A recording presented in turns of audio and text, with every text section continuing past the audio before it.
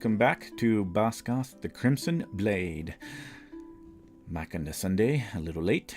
Had a little bit of a convo. Perhaps some interesting things happening in the future. But we're going to join our group since last time we left. Had a couple scenes that happened with Silent and Cub, and of course Grom searching out some guards for himself, some extra hired hand. Saw's maybe having a little bit of a breakdown, maybe not. Unknown. And then Tarnik and, of course, Narzag waiting for the rest of the group. So Volsa actually joins the rest of the group finally. She had been gone for a while. But we're all going to meet back at the Sad Dog Tavern. And this is where we're going to start. And with that, before we do that, we're going to take a little bit of a side stroll to, if I'm pronouncing that correct, the character's name is Kaylin? Yes. Kaylin, all right. Kaylin, you have recently, you had also been taking some jobs as hired guard on certain merchant caravans and traveling around, but most of the time you ended up staying within the city, the large and great city of Polaria, which you know it's the capital of the Human Union. And you have your friend who you met a couple of years ago and become quite good friends with, and her name is Sabra. Sabra Orgoth. And she knows your routines in the mornings and throughout the day, and as you are taking your routine stroll through one of the city streets here and passing by all the people and the murmur of voices as they go on upon their day, you see her up ahead, and she seems a little distraught, but she approaches you and she's like, "Hey Kaylin, how's it going? Where are you going?" Just strolling around. And she looks over and she's like, "So I got a dilemma that I need to bring up with you. So you've been taking on these jobs. I took on a job. It was from a Minotaur, if you can't believe that. But there's a problem. Something just came up. It has to do with my sister down in Silvervale. And so I'm not going to be able to do it, but I always keep my word and honor." And he's looking for someone that's long-term. And I was thinking, well, Pop, you know what? Who's been wanting to go on a long adventure? And I said to myself, Kaylin Voss. And she hands you a note and says, "And I think he's paying 2 or 3 gold a day. I was wondering if you might be able to help me out a little bit." Kaylin just kind of looks at her for a second, a little dumbfounded, puts her hand up and says, "I'm sorry, wait, did you say Minotaur?" I know, right? That's strange. I have seen some before, but I only see them walking around like maybe once in my life. I've never seen them like, even all the other cities that I've gone to and guarded for these merchants, I've never seen a Minotaur.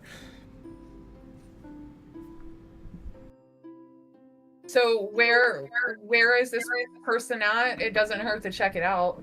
It says, "Oh, well, he's said to meet him for lunch at the Sad Dog," which the Sad Dog is pretty famous. Everybody knows where the Sad Dog Tavern is, right close into the second wall layers of the city. And then she looks over and says, and Dave will go with you. Dave was going to go with me, but since I can't go anymore, and you see around the corner starts out Dave. It's like, "Hey Kaylin, how's it going?" Hey Dave. And then she looks over. So you'll do this for me? I'll definitely go check it out. Really appreciate it. All right, just this once, as a favor. "Oh, you're the best." Oh, and then she gives you a hug and says, well, you be careful, okay? I think, well, actually, I don't remember what he told me. But anyway, he just needed some hired muscle. I think his name was Grom. And Dave will know what he looks like. So, he looks over and is like, oh, I know. All right, we're supposed to meet him at lunch. You know you got lucky that time you tripped me, right? It's like, she looks over at him and it's like, oh, sure, yeah. So, I was just having a good luck day. The sword gods were with me.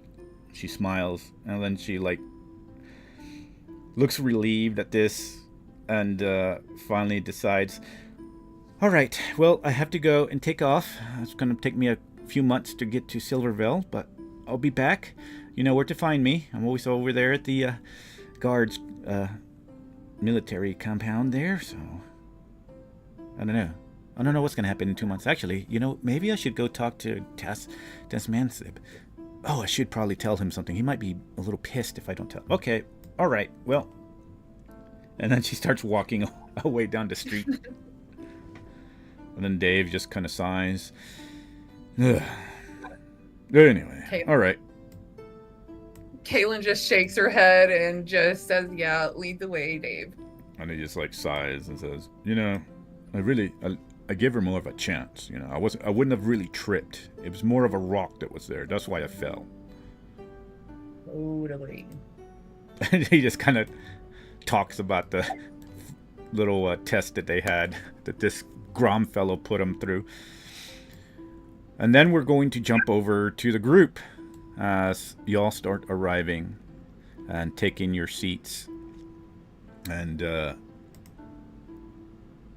with that, before Grom's guards arrive, what do you wish to do? The floor is yours. Well, when Grom sees Tarnik, he's gonna walk up to him and say, "My friend, it is good to see you again." He's gonna give him a big handshake, like a arm-clasping handshake.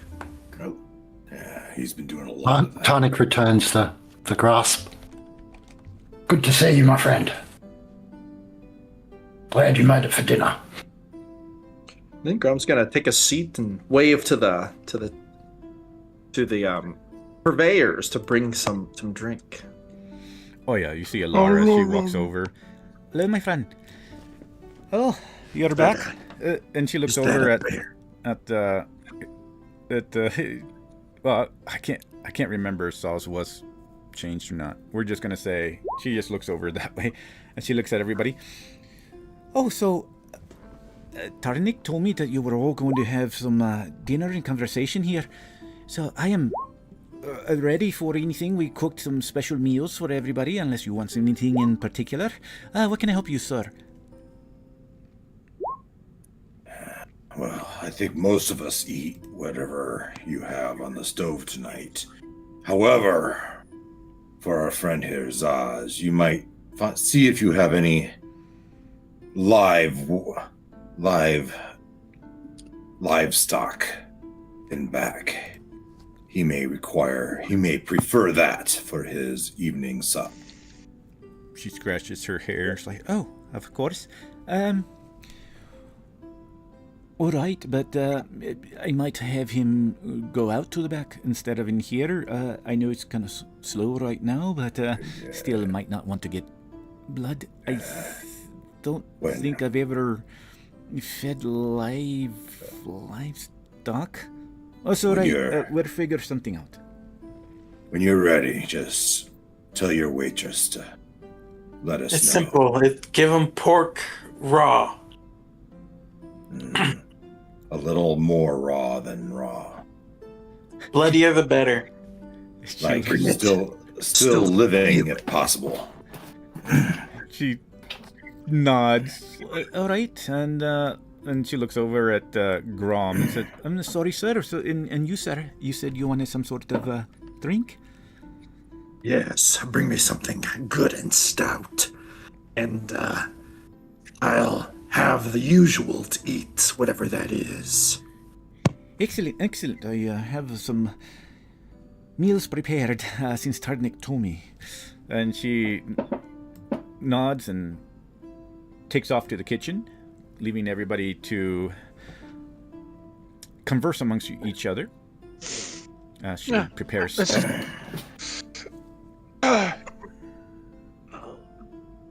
Grom's gonna pull out his pipe and light up a pipe. Miss Volsa sits down and she's looking at everybody and says, "All right, so we're here. What are we all meeting about?" Booze. So, is Silent there too? Cub's here, or did Silent stay back in Naked Maiden? Silent would have. That's a good observation to have. We're here for booze. First of all, do we need to clear the air anything that's happened over the last, hour, day?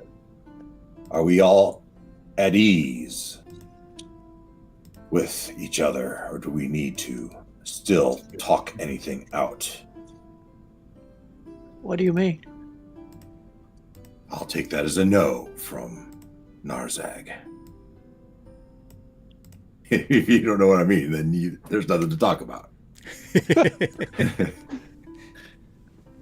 Grom is going to say, as far as I'm concerned, the business of Clan Bazgoth is my only business.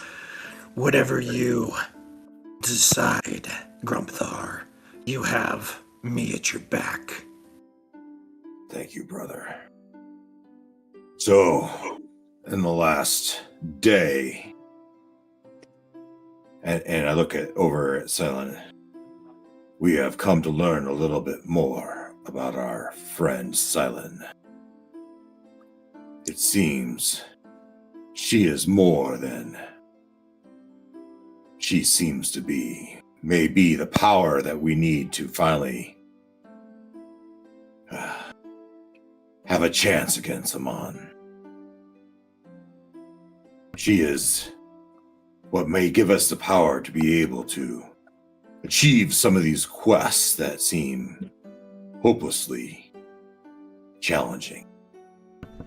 As you explain this, Silent actually turns over to Cub and Grom, kind of scrunching her brows, doesn't really know. She looks more confused than anything else, but stays quiet. I trust Grimvia and her prowess and her information. We will cultivate you, Silent, in any way we can to prepare you and protect you as your abilities grow. It's like, there, I'm going to be like, no, we're not doing any of that. The only thing that she's going to be doing is to be the role that I have designed her to be. And that is going to be a healing slave. Grom's gonna chuckle. He's like, as he puffs on his tobacco and hears what sounds like it's gonna be an argument between Grumthar and Cub. He's gonna be a slave. At least put a collar on that. If she turns out to be a proficient healer, She is going to be a proficient healer. I'm going to be teaching her the ropes. Then what use would we have of you?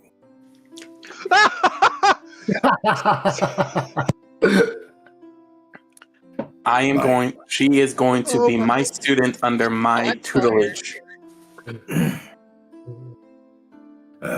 I jest, of course. We've had many... I'll remember that next time you get hurt. I will make sure that you'll get poisoned instead. As you know, we have many paths in front of us. We've chosen... what have we chosen? Ashkar's Cut. We've chosen Ashkar's Cut. And I trust each of you have gathered whatever supplies you would need for this quest. We'll be traveling to the Polarian Mountains. Grom, did you find your mercenaries? Yes, in fact, they should be here any moment. I told them to meet me for dinner. I do not know if they're going to survive, but And then he's going to kind of crack a creepy grin and say, they'll at least absorb a smack or two. Yes. You should have that merchant on retainer. Have a way to contact him and send you more. You seem to go through them quickly. Grom's going to chuckle and say, yes, the survival rate so far is 0%. So, you saved us a trip, Tarnik, by claiming that relic from the Prismatic Nine. Do you know anything about this relic? How it works? How we're to use it? She just said take it in there and it'll do what it does. We don't need to. It records things, as far as I know, if that makes sense. I didn't quite understand. All right, I just have our page of notes for, what is this, the Bazgoth Crimson Blade Active Adventures. I just have that page open, so just reiterate some of that. There's a breach the devils have used to attack this city, if I got that right. And they're searching for something under these Polarian mountains. Our mission, as I understand it, is to find whatever it is they're searching for and place this artifact in their breach to hopefully close it. Now, there's an army worth of devils under that mountain. And if we are successful at closing the breach, my understanding is Anam will know that the Withered One may turn his eye upon us. But I like to think, bring it. I look forward to the day that I can lay my life in front of the Withered One and see who has the mettle. I stand with Ganache, and I look forward to the opportunity to take down this Anam. So, anyone have concerns, ideas? I don't know much about this. I've not been to this cursed land before. How do we even get to the Polarian Mountains? We have a teleport or something. Did someone arrange that? We can ask Krivia for her assistance. Above table, I thoroughly believe that one of the two. Yeah, Could above I table, have Krimvia said she can teleport you to the Prismatic Forest, not to Ashkavar's Cut. Right. Yeah, Ashkavar's Cut will be a travel. If y'all were talking about it, and well, I'll say above table. If Tarnik wants to roll a perception. How far is that journey to the Ashkavar's Cut? How many miles? If you're talking about miles, I'll give you. It'll probably take 2 to 3 days, maybe. Oh, so it's not like months long. No, it's not months long. It's like a 2 or 3 days to get there. Depending on what y'all do when you get there, it might be faster after that, depending. But because y'all can, if the teleportation circle comes back, well, then you'll have a teleportation circle to Krinvia's thing, because all teleportation circles in Polaria are currently linked in to Krinvia's tavern, the only working one. Yeah, it would take 2 to 3 days, depending on. There will be certain things, but yeah, because it's mountains, so I have to figure out like going up and down. So that's why I say compared to miles, I'm going by time. And perception, would Tarnik, where would he be keeping this compass artifact? It's on the table. So with that perception, he would notice as you're speaking, the pointer does seem to, weirdly enough, not be pointing north. It's actually pointing toward almost the west. And I would assume... I don't know, Grandpa. I think this thing's broken. It's pointing the wrong way. I don't know much about magic-y stuff, but I assume So that's directing us in where we need to go. If that's a compass, then it should be pointing somewhere else. But if it's a magic compass, then it probably is pointing to the object or a person. Maybe the object's moving. Know Yeah, How do you know that? educated guess. Nartek? Hunting devils. Oh, it's a devil hunting compass, is it? Well, I don't But- know if that's a specific, but when you're hunting devils, they like to move positions. So If our destination is somewhere underneath the Polarian Mountains, it could point to the mountain. We may never find the entrance. So, It's like, can I get a hold of the compass and like do an Arcana check to see if there is any residual magic to it? Yeah, you can go certainly roll. All right, and I will do guidance as well.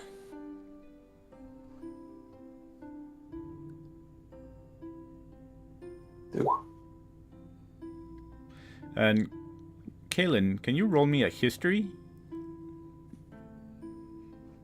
You're not there. Well, you are there. You see the group now, but I need you to roll me a history.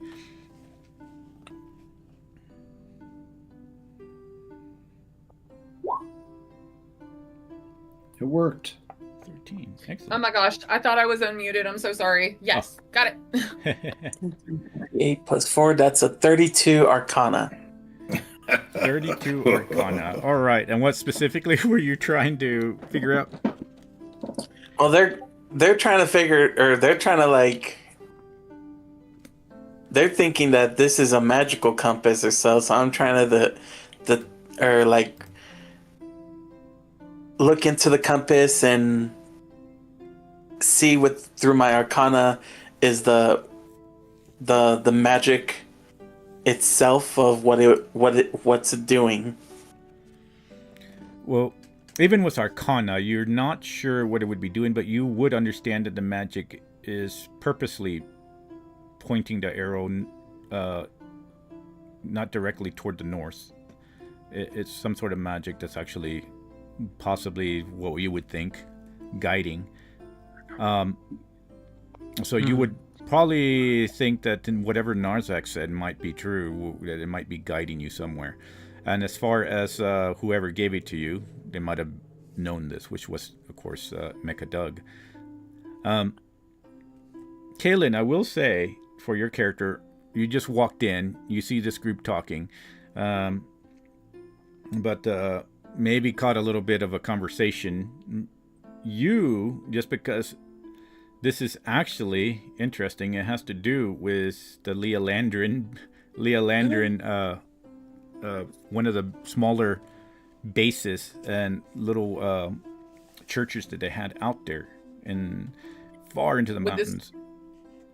Like above table, would this like kind of tie into some of her like shenanigans in her backstory, or no? This one wouldn't tie in because there's so many of them around, and probably most of the Polarian protectors here don't really know much of her backstory. The one who probably took you he is situated in Polaria, but he roams around and not currently in the area. However, you do know a lot of the bases for the not just the Radiant Protectors, but also followers of Leolandra. And so you would know what they're talking about as you kind of hear a little bit of a conversation. I look at Grom and I might catch his eye, and I look over his shoulder. I think your meat shields are here, brother. I'm just gonna take another swig of his drink, which I assume had been brought at this point. Would Yes, that be- Ilara, while y'all were speaking, brought everybody plates and drinks, and pretty much you have the pretty hearty meal. Pretty much it's all nice protein meat and vegetables with fresh bread that has drip on it. But she lays it down for every single one. And then she brings a drink, of course, and probably just regular herb tea for Silent, but everybody else, if y'all wanted to, that got some pretty strong ale. Yes. Booze. Well, when Grom sees his hirelings coming in, he would take a swig of his drink and wave his arm. And I'm assuming he would recognize that one of them isn't the same one he tested. He would see that the female is completely different. And Dave, though, is the same. You see him there. He's the one that kind of leads the new female. That seems to be pretty decked out. So what you see, Kaylin, if you could describe your character. Oh gosh, I always get nervous on this part. So she is, I'm unsure of how to say it in your lore. It's basically an Asmari, or Asmir, sorry. So that one would be Sheriffum, a Sheriffum in my world. A Sheriffum. So she's kind of, she's got just basic gold hair, kind of golden eyes. She is relatively short, kind of muscly, but thin. Her skin has like kind of a metallic sheen to it, and she's yeah, that's basically about it objectively. Wearing armor from the church and stuff like that. Well, when Grom sees that these people are approaching, he would stand up and kind of look over at Dave and say, Dave, who is this? This is not the person that I tested for the role. and then he would kind of look over at you and kind of expectantly. And I dropped a picture of his artwork in the chat. Big black furred minotaur with big hooves, wearing what looks like a shimmering magical plate. Then he has a crossbow on his back that seems to have a devil's head mounted to the front, and then he has his viol on his back. And then he would just kind of look curiously at this newcomer. Kaylin would just kind of look at you a bit shocked and think to herself, holy shit, she was telling the truth.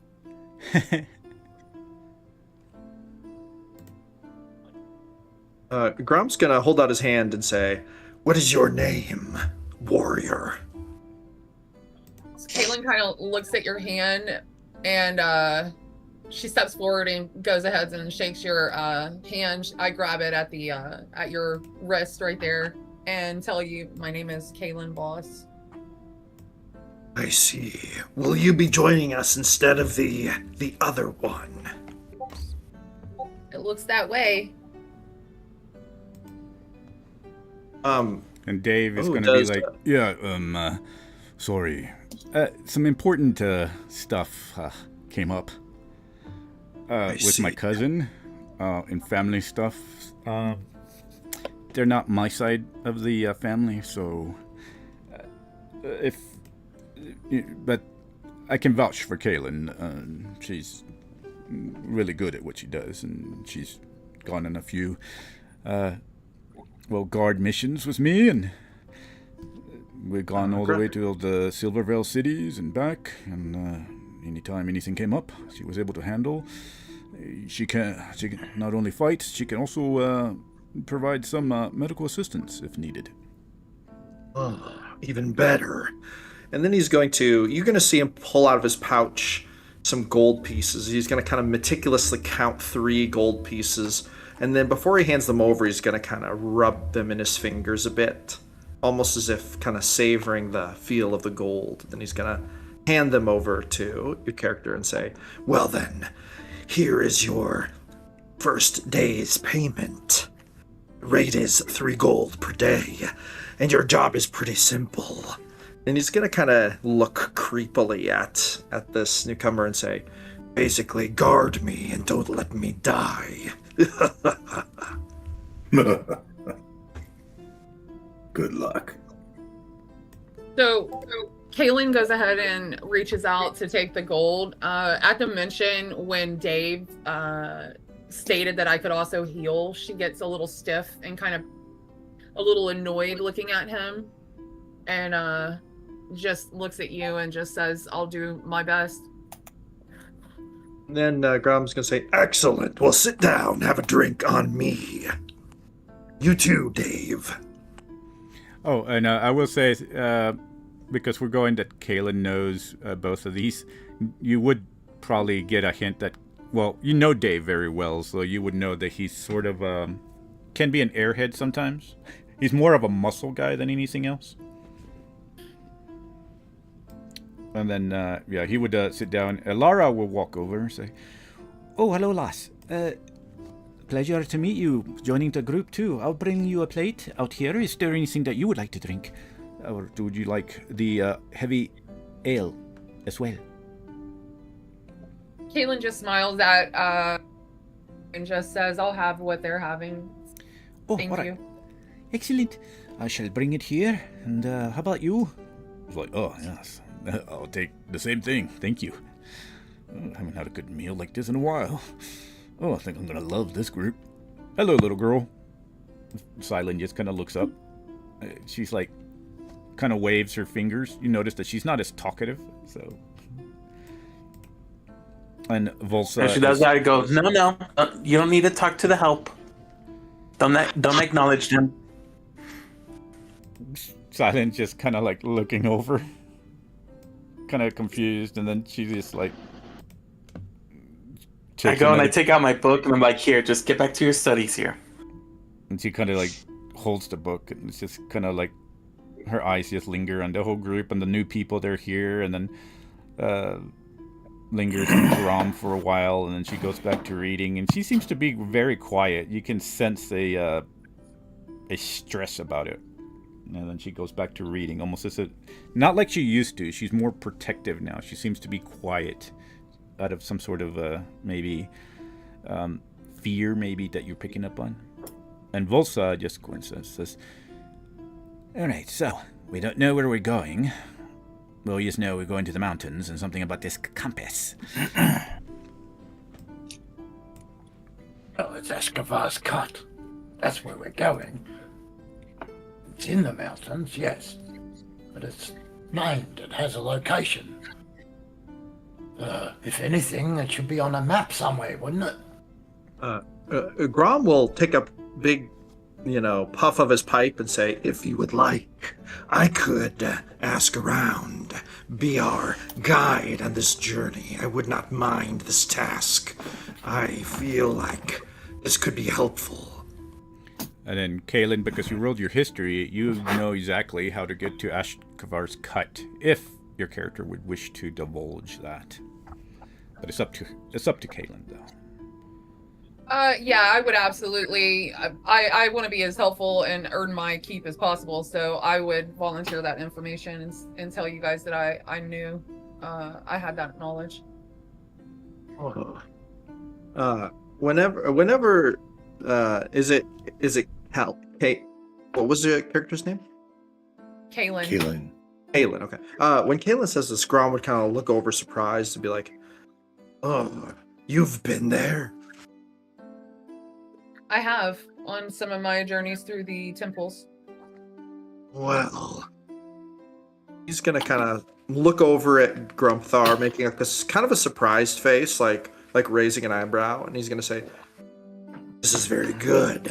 Perhaps we have our guide sorted then." Let's try to keep her alive until we get there. And Kaelin, Of you would course. know that it is deep into the mountains and very high. It's a very high and dangerous travel to get up there. It is one of the remote ones of the most esteemed followers of Leolandra.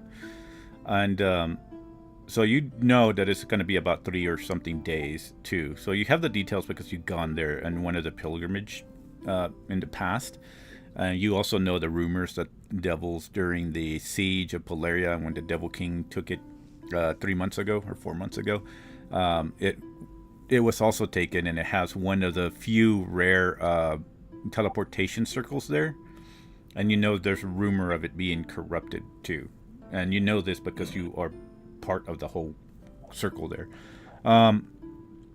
So you have been there. So that's what also another thing that you would also have in your mind is, you know, the path, but the path could be treacherous and it's very high into the mountains, into the cold areas as well. So we'll need our cold weather gear and climbing gear. Is that what you're saying? Yes. We'll make Going. We'll need to pick that up on our way out of town in the morning. And I look at your armor and I think, I hope that's fur lined. Yeah, I think I'm gonna have to make a pit stop myself. Yeah, Dave over here says, "Oh, guess I'm going to get me some cold weather clothing too under here. This metal gets pretty cold in the cold, you know."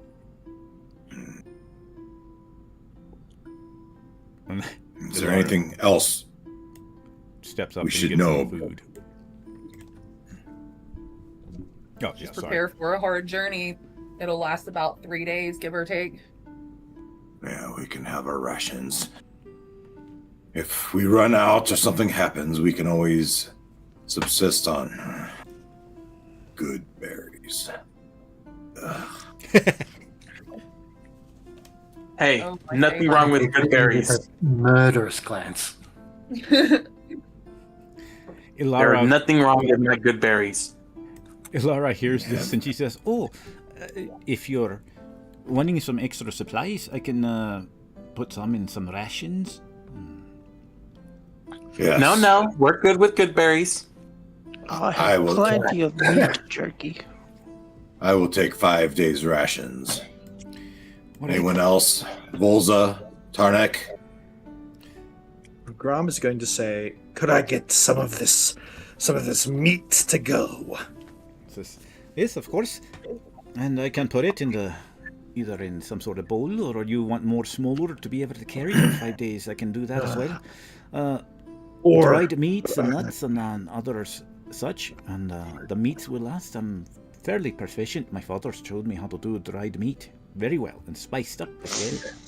but do a dried meat enough for he's going to look around. 8 people. And she smiles at everybody, and she goes back excitedly. And starts So, preparing. human, as I looked at David and Kaylin, should we make this journey on foot or arrange transportation? Kaylin, because she knows this journey, would probably be better off on foot, because there's going to be some treacherous areas and ridges that the cart, unless they got really good handling of horses or mounts and stuff, but most of the time is made on foot for the last stretches. Yeah, I would 100% relay that and probably crack a joke about you guys having to just walk. Very good. I did mention it was a rough journey.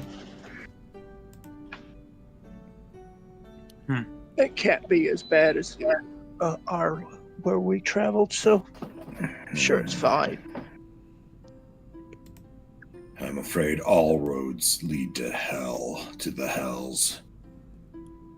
This is just an alternate path. Pretty grim outlook there, friend.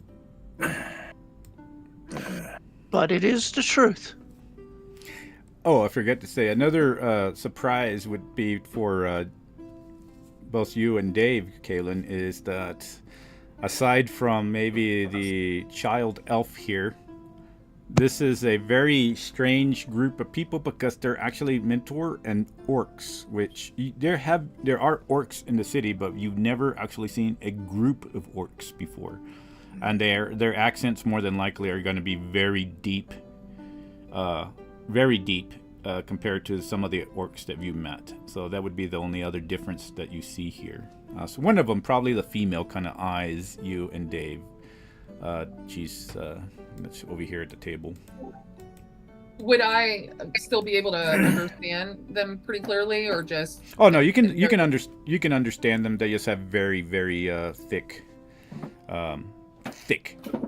accents. Okay. So Do I real have- quick, And don't forget the Dwargar. Yeah, the Dwargar there. That's the that's cub right there. It's also. So that would So be just- the first thing that strikes you as different too. yeah, just a quick recap for Uka, who just joined. We're at the Sad Dog, and Grom's mercenaries have showed up, one of which is being played by our new player character, Kayla. Yes, I was trying to listen at the last minute. I heard that there was a substitution at the last second, a family issue. Correct. Yes. Oh, yeah, for the mercenary, right? Yeah. And I didn't we're know- talking about. Oh, go ahead. Yeah, go ahead. No, you go ahead. Oh, okay. Yeah, and as for Saz, I didn't know if they would have been in human form or in their true form. You said Sad Dog? Yeah. Yes. Last time we played, I dropped it when we met up with everybody, so I think he's still a giant snake. Okay. Pretty sure. So that would be another big thing that Kaylin would notice is that let's go ahead and choose that then. So in game it would be a Yanti, but in my world it's called a Serpari. So you would see this. And though she's also seen Serpari in the world, but they're very rare and never in this form. Not a actual oh my gosh, I forgot the name of this form. Abomination. Yeah, Abomination. So, Kaylin, do I have my drink right now, by the way? Yes. Sure you do. So Kaylin is she goes to pick up her drink and looks around, and her eyes get big when she starts noticing the absolutely wild group of people here, and makes a comment about wondering what she got herself into, and stating this is a very unusual collection of people here. Adventurers. That's Dave just completely ignores and just like really munching down on his food. He's really enjoying it. And he's like munches down, looks over, and he's just like very, very strange. And then he goes back to eating. Black bear's eating the meat. Oh. Oh yeah, and a Using a fork. medium-sized bear, if you can see him there. Oh my god. The other thing is we've agreed that we're gonna get rations we're getting from here, and no horses. We're gonna go on foot. Kaylin knows the way. Try to keep her alive until we get there, and we need to pick up cold weather gear and climbing gear, which we'll pick up on our way out in the morning. And with that, it's a full for everybody's rations from here. It would be 6 gold altogether with the current food and everything else that she's prepared. 6 gold. Like for everything, like as in 6 gold each, or 6 gold for across the board? Across the board. Okay, Grom is going to wave a hand and say, "I shall pay for it." And I'm going to add that to my list of things. And then, Jim, I dropped a shopping list in the chat. I don't know if the prices are right. I just got them from Player's Handbook. Oh, okay. And that's what you would want to try to get up? Okay. Yeah. Whatever that y'all need, and if y'all find it in the Player's Handbook or DMG, just go ahead and we're going to fast track through that, and just go ahead and take off whatever prices you need, and just send me a list of what y'all got and put it in y'all's sheets. Nice. For cold weather clothes, basically I just put down traveler's clothes and added an extra gold. Does that sound about right? Oh yeah, that'll work perfect. Okay. So yeah, that's Grom's list. He's going to grab those things. Just fast track. And all right, well then in that case, unless anybody needs to discuss anything further, I don't know if you just got here, Saz. So, oh, go ahead. Yeah, I would just say, we're going to fast track this, but I would like to think that we're spending this evening enjoying a few beverages, and not to the point where we'd be hurting ourselves in the morning, at least not in the case of Grumthar, and Grumthar would probably try to prevent that from other people. But, he's really looking to build some camaraderie, and because things got kind of dark, right? And he himself got kind of dark. And he's trying to build some camaraderie within the team. Giving toasts and enjoying beverage. Yeah, for sure. I mean, yeah, if y'all still want to kind of play a little bit RP there, if not, we can fast track and just say that this is a camaraderie that we kind of peeled that texture moment. But and getting to know Kalen and Dave to the extent that he needs to. Yeah, mostly, I'm just gonna be sitting there, just watching. Or I'll watch while they do that. I'm gonna just move over to the next table over here. Grumthar go ahead. I'm sorry. Get back into making potions. Grumthar keeps trying to hand Ceylon a beverage, and Cub keeps taking it away from her. Yeah, Silent is just. Yeah, I don't even notice a Silent. I say it keeps pretty quiet and looks over to Grom a lot too. She kind of gets to looking around every now and then that she looks up from the book, and but for the most part, everybody else that knew her seems to be she used to be quiet just because of the situation she was in, but it seems that now she has a hold completely. Her eyes seem more aware. She definitely seems to be aware of things, but at the same time, she's keeping quiet and just studying. Compared to in the past, she didn't just study. She just kind of was looking around for the sake of it. As I have her like that, I'm making the potions. I'm like, what is troubling you, child? She looks over and she's like, nods her head. It's different. Everything's different. It's nothing. There's a lot to process. I haven't been back in the world. It's so different from what I remembered. It's 100 years or so past. I haven't seen the world in 100 years.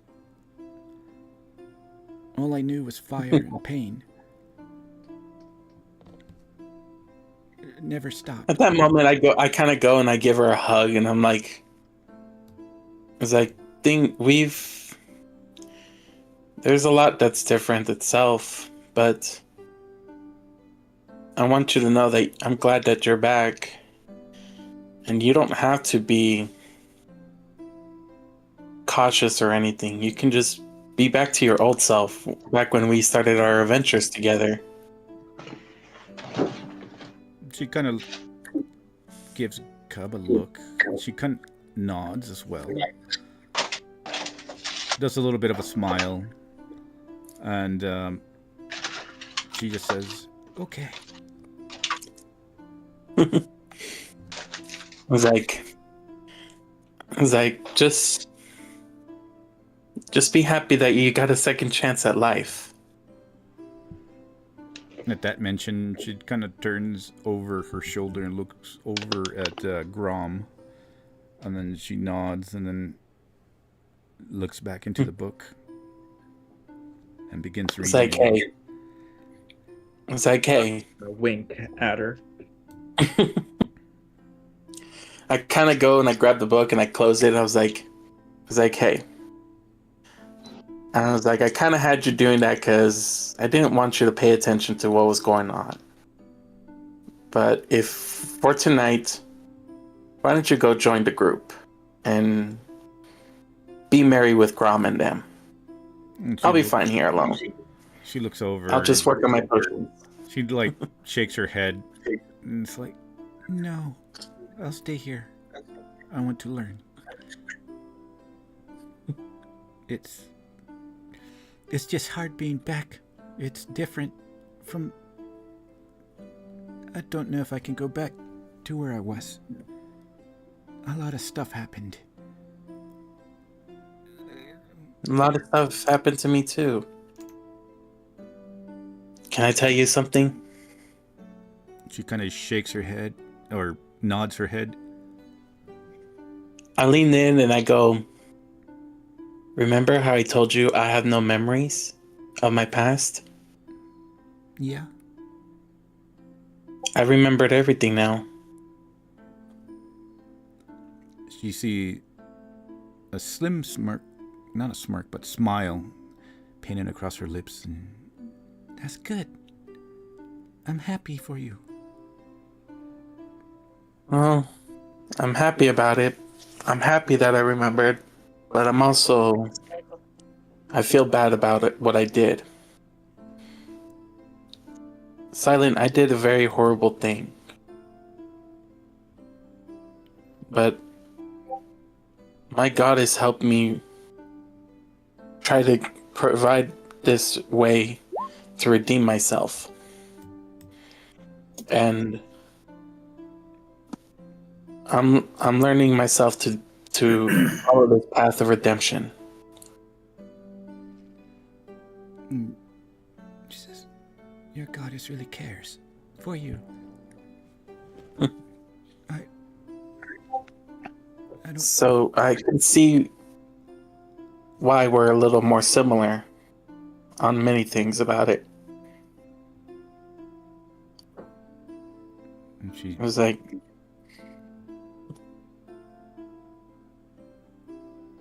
like, you were in prison and fire, and mine was a prison of the sins that I committed itself. My pain of suffering was to forget what I did and forcing myself to remember it. So you're fine as you are. Just take your time. Don't rush it. You have the second chance, just like me. So let's kind of live for the moment. She looks over and smiles and nods. Says, Okay. She'll turn slowly over to see Grom and start moving that way slowly. She kind of glances over at Saz for a little bit as she moves, and then actually takes a seat next to Grom and kind of hunches right up to Grom and just stays quiet, listening to the group converse. Well, Grom would start pretty much right away tapping his big hoofed foot, and then he would start playing the viol. And I would like to make a performance check to see if Grom could get everybody dancing. And then also, he's going to sing tales of their exploits, and he's going to combine like heroic moments with like funny, embarrassing moments to kind of poke fun at everybody in a good-natured way. Okay. I mean, yeah, you can roll. So he was trying to kind of roll to see if everybody would enjoy it and get. He's trying to get even these orcs to get up and dance. This is cool. There you go, guidance. Guidance. Hell yeah! All right, here we go. Rolling in this performance check. There we go. Ooh, it's not very good. Oh. My God. Now you're just insulting us. So it's going to be an 11. Yeah, seems. If you expect me to drink or dance, you require more Good drink. willing, bro. Tune your instrument, son. And he'll he'll assist. As a bard, he'll assist with the performance. Oh, nice. Does this mean a help action? Yeah. Yes. Heck yeah, here we go. Rolling again. Much better this time. 16. Plus Alright. the D4. Plus the D4 would add it and make it 18. 18. All right. Well, depending on how everybody reacts, y'all are listening to the music. You feel the rhythm and seems to, at first, have a little bit of a problem. Then he tuned his music as he was in the hells for a little bit. So it's a different kind of music that they listen to over there. A little bit more rock, probably. But here's still making that fast. Or actually, describe how you would be playing the tune. How would you? What kind of tune? Fast. It's a very fast, sort of like blending Mongolian throat singing with like an Irish folk dance tune. Oh. And he would literally be tapping his big hoofed foot. But it's a little bit. I have to say, I feel like seeing Grom dancing is quite frightening. Like it's kind of a scary thing. Like he's very creepy about it. Just like it almost sounds like maybe he's growling, but he's throat singing, and then he's dancing around, and his large body is just kind of flying between the tables and the chairs, quite nimbly actually. Maybe he would jump up on the counter. Well, Dave is pretty much a meat sack in a way, so he's gonna join in, and he's like drinking and twirling around, maybe spilling some ale here and there, committing some very big atrocities by wasting some alcohol. But he seems to be a little buzzed anyway. He's been here with you guys. I'm just gonna get up on this table. I feel like this is almost like a weird scene out of like The Hobbit, you know, where the dwarves are all dancing. Oh yeah. Throwing That's what it would kind of be like. It'd be very strange, very strange. So as far as the rest, you can feel the rhythm and the beat and the speed of it, and the one thing that maybe the orcs would probably link to is the more throat sounding vibe that is emanating. It would be up to you guys on how y'all would want to role play that. The music is good, but is it good enough to make the orcs dance? Let me see what Volsa is going to roll. Let's see here. Might even be doing like weird things, kind of like when drinks get put up on the bar, he's gonna kind of twirl and kick them over to people without spilling them, maybe. Ooh, Volsa, I guess Volsa's been drinking a little bit, seems. She's gonna stand up and she's going to start dancing out here and starts... this is actually pretty good. And she takes another swig of the ale, since y'all been here for a while, and starts dancing around and moving on the floor. And she starts doing... I think Tarnik would probably be the most. Tarnik, you can roll me a history check. 3. Oh, no. It's too busy. Too busy helping Grom. But she seems to be doing some sort. The orcs would understand it to be some type of tribal-like or clan-like dance that she starts doing, just going with the beat of Grom here. But as far as the rest of y'all, it would be up to you, and especially Saz. I don't know if they experience music quite the same way. So I guess it would be up to Saz how they would react to this music being played. It's definitely different compared to the human other taverns they've probably been to around here. Well, Sad Dog is the only one, so probably heard in the streets some bard music from humans and elves is quite different. Karnak is trying to harmonize with Grom using his long horn. So every so often you'll hear these horn toots. I don't know how else to say it.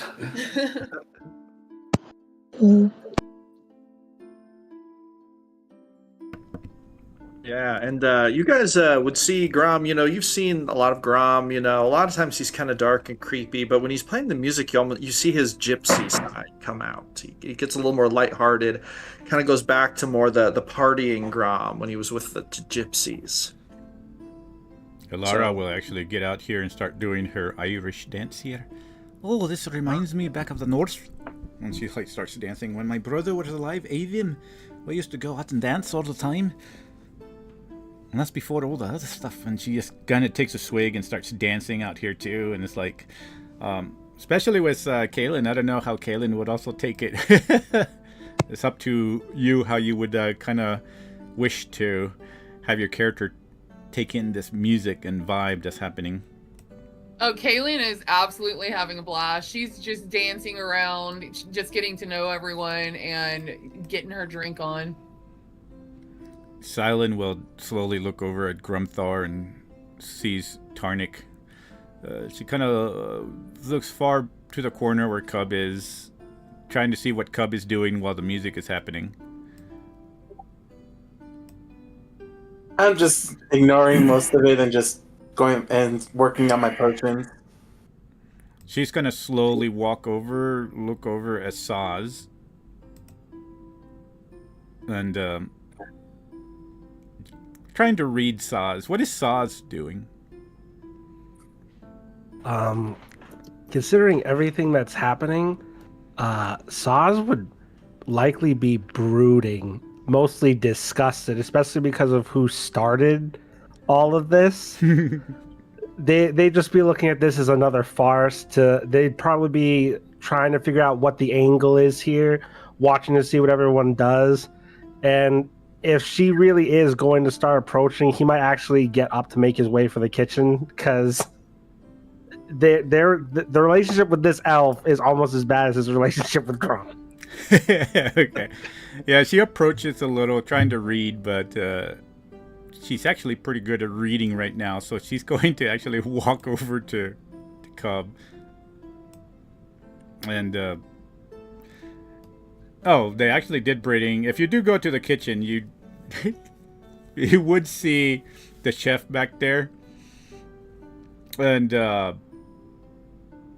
there's a pretty much a pig that they have. He's just kind of looking at it. And he sees you. His eyes widen a bit. And it's like, oh, hello? How can I help you? Is there plans for this pig? I ordered that for you, Zaz. Oh, well, he's in the kitchen now, so so he would. So I wouldn't really know that. Yeah. So he kind of he kind of looks over and says, "Oh, Ilara wanted to have it very bloody. I'm trying to figure out how I'm going to do this for someone out there." Is it live or dead? He's currently alive right now. He's like, Sauce will literally take his tail while the chef is talking to them and just club it repeatedly. He like looks over. It's like,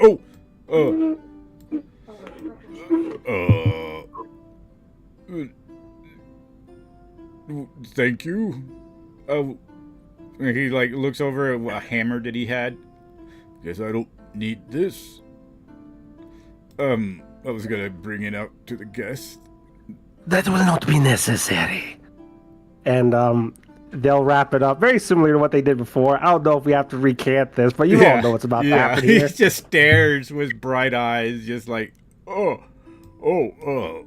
When he just like just turns around and she's like not even. He just goes back to the table, trying not to look, and like tries to hold his hand over his mouth.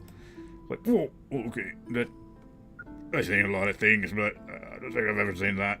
All right, and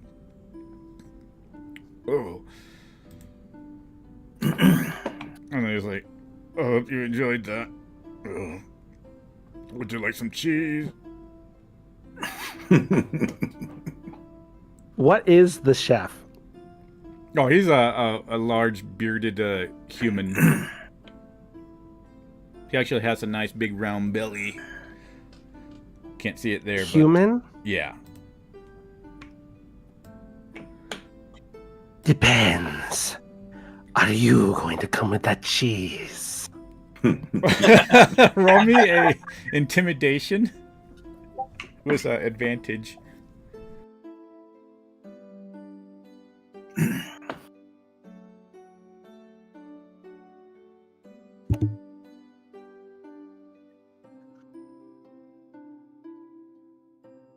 17.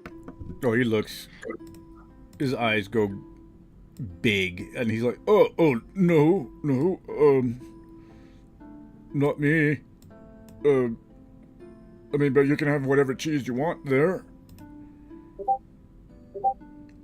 He's like, Not really a fan of cheese. "Here's a turkey leg if you want one. I got a turkey leg."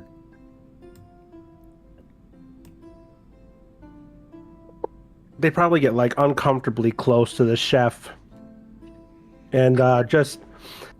I prefer my food live, struggling even. We got chickens and turkeys in the back. Chickens and turkeys in the back. Oh, I can tell Laura you wanted some chickens and turkeys. And he like just keeps stepping back to that wall. He's cornered to the wall. We have another few pigs back there. Very tasty. We feed them very well. But there's already one here. Please don't kill me. Please don't kill me. You see him like starts like just whimpering back on the wall. But now the guy has to piss himself. They'll take a second to make it look like they're going to club this gentleman the same way they just clubbed the pig, and go, "Relax. It was just a joke. I needed this." And they'll leave the kitchen. Okay. He's just like, you hear him as you leave them, just like breathing hard. That's all he does. Is he's like, breath air just releases as the door closes behind you. That guy must have at least peed himself already. Oh yeah. Yes. In fact, he's gonna probably be walking out as everybody's dancing. He's like moves over. It's like, "Oh, sorry, I gotta. Sorry." And she's like, "What are you going? We still have some more hours left in the day. Hello?" And he's like, "Oh, sorry, I gotta go." You see him walk out. Everybody sees this guy just walk out. It's just like, "Oh, what? All right, that was unexpected. I'm sorry, guys. It was fun. Great to know you all. I have to go see what happened in the kitchen. Sorry." And he just like rushes back to the kitchen. Daughter's exit. Never mind. Kaylin would just kind of laugh and remark about how good help is really hard to find these days. Dave would be like, oh, pretty hard to find help. Hello, miss." And like, he tries to go up to dance with Volsa, and it's like, "What are you doing? Get the fuck away from me." Fucking human. And she comes over here. "I need another drink." The bear tries to dance with the human. Well, the human looks over. With "Oh, a- hello. Are you a dancing bear?" I don't know what it will do. Playing the viol, he's going to try to jump back here and make Volsa a drink while playing. Just juggling thing. Well, he can definitely roll sleight of hand if he wishes. Performance or sleight of hand? Let's go performance for sure. Here we go. Oh, crit. I crit. On that Jesus on Christ. that effect, I will try to create dancing fairies around Grom. Okay. Everybody sees these dancing fairies, I guess. As Grom so majestically and stealthily is able to make a drink for Volsa. It's almost like that movie. What was it? Was it Tom Cruise that was in that movie? Cocktail? Yes. It's a good movie. While playing the viol, keep in mind. He's doing like, both. okay, better than the movie. And Volsa is like, thank you. You're not half bad cow after all. I'm sorry that I killed your friend. Grom is gonna kind of shout over his playing and say, It is in the past. We have arisen together, all of us. Times are good. And she takes a big old swig and says, that's really good. You know how to make orc drink very well.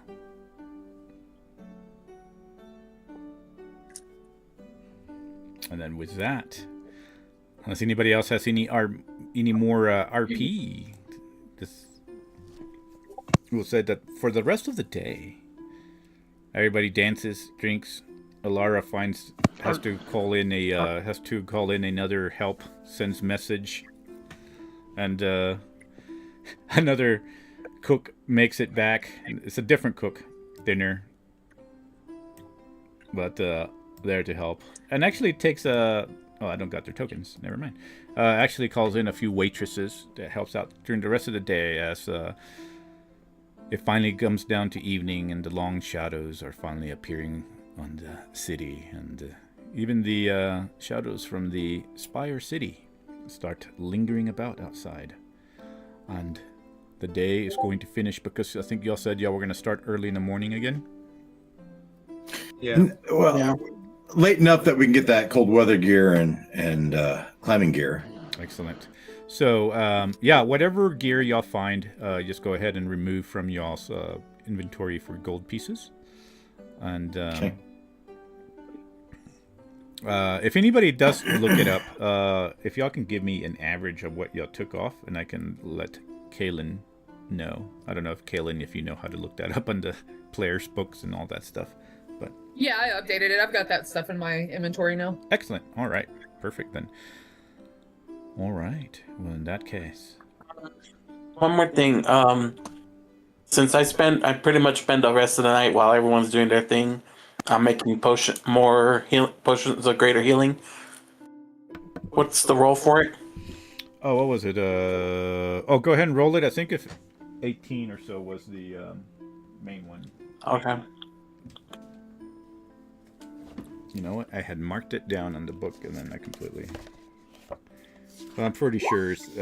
You said greater healing, so you meant for masterwork is a DC 15, for moderate is 13, and for minor is 10. So that's what you're trying to roll. Yeah. While I was working, I'm also using my enhance ability in that process. Okay. And then we said the medicine, right? Yeah, I think so. Let me see. Yeah. Well, actually, what's intelligence for you? Alchemist supplies. What's intelligence? Do you use alchemist supplies? That's what it falls under I here. can use alchemy. I can use alchemy supplies. Yeah, that's what it says. It falls under alchemist supplies. I guess it falls under that for. I guess. Oh, okay. That's why, because it has a whole different thing for herbalism kit. Okay. But yeah, because I'm using under my the alchemist herbalism supplies. So yeah, potion of greater healing is what you're trying to do. The masterwork is 44 plus 4 hit points. Okay. So intelligence check. Yeah. Well, if you have it under whatever your proficiency is, was that alchemist kit? Yeah. Just add your proficiency to it. Okay. Yeah. If you're, or my herbalism whatever kit, your intelligence basically. is, yeah. So. Yeah, I'm using it under my herbalism kit. Alright, then yeah, it'd be my medicine check. Okay. I don't think you can technically fail if you have medicine.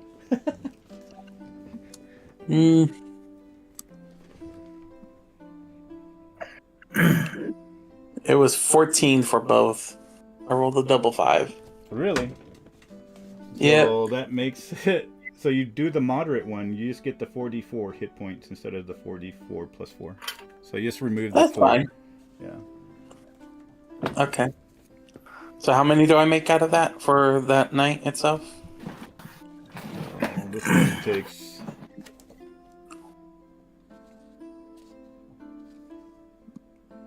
So greater healing is actually 16 hours. So you probably make one then if you're gonna work from there to there, because it's 16 hours to do greater healing. Yeah. No, I guess I'll go with the potion, the normal potion, since I failed to make it. Well, I mean, which is the 2d4. Yeah, so it's the so if you're that all falls under the greater healing. So minor, moderate, and masterwork. So because you rolled 14, it still takes the 16 hours, but you make one that's 44 hit points. Okay. Yeah, and it's 80 gold pieces for material and all that stuff. But all right. Aside from that, does anybody else have anything else that they would like to do? Grom is ready for the trip. If we're going for the trip, I'm just picking up firewood. That's it. Okay. Go ahead and mark that down. All right, then. I done that. 5 copper, unless it's more expensive here. Nah, the player's boat. It's Polaria. You'd be good with 5 copper. Alrighty then. Then in that case. Or in the day, I make some more good berries. Everybody should be happy that they got their rations, Lara. Okay, so I will be opening up some scenes. So depending on how big your screens are, y'all can like zoom out if y'all wish, because there's going to be some scenes in here that we're going to have. So I'm going to say that everybody goes back to their respective taverns, maybe sleeps, and then meets up in the mornings to get ready. As I'm going to say that you are actually going to be led by Grom's guard, Kaelin. Kaelin, you will be taking lead in a sense, and showing this path that's going to go around the mountain. And sorry guys, I drink a lot of tea today, so I'm going to do a really quick bio break, and I'll be right back. And then we'll begin. At the start of this day, Kaelin, Grom would give you another 3 gold pieces. Oh, okay. It'd be like, There we go. That's what I was trying to do. I heard that you are going to be leading us as a guide. I am indeed. This is very good. I will be looking forward to seeing how well you know the trail. And then he's going to kind of put a hand on your shoulder and say, so far, I am very happy that you are here. I do not know what that other woman would have been like, but it seems that perhaps it was a stroke of fortune that brought you to us. Kaelin just nods her head and kind of thinks to herself that she chooses her own fortune and fate, and just steps back. All right, here we are. So as everybody remembers, when you all first arrived, except for maybe Grom, but Grom would be able to see the mountains and the great city of Polaria that sprawls across this valley. And definitely something that would take hundreds of generations to build. We're going to go ahead and kind of go back in memory as you are actually looking into the mountain that y'all will be traveling into. Let's go ahead and open the map and see if this works.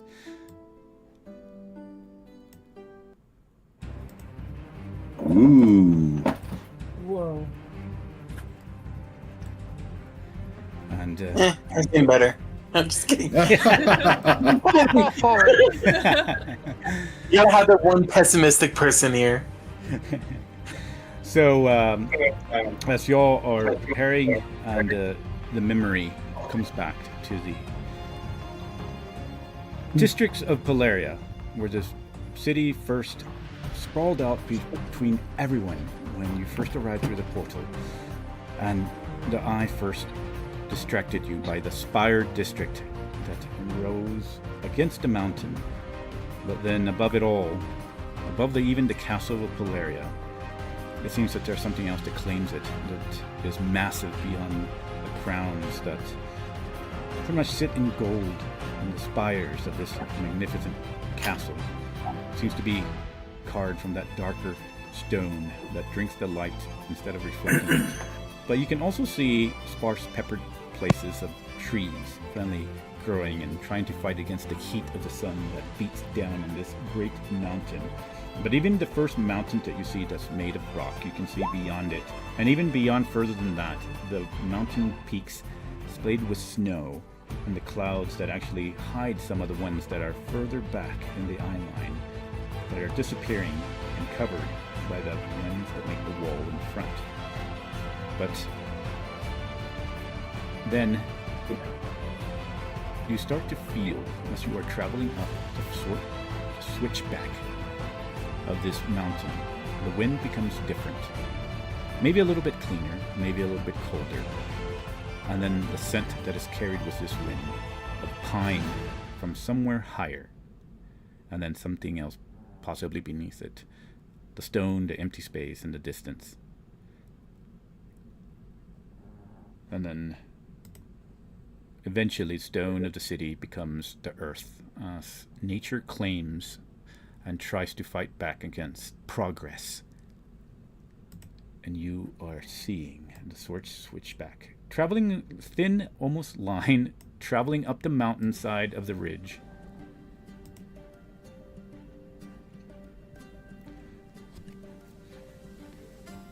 And this begins pretty much when you finally, throughout morning passing, making your way up.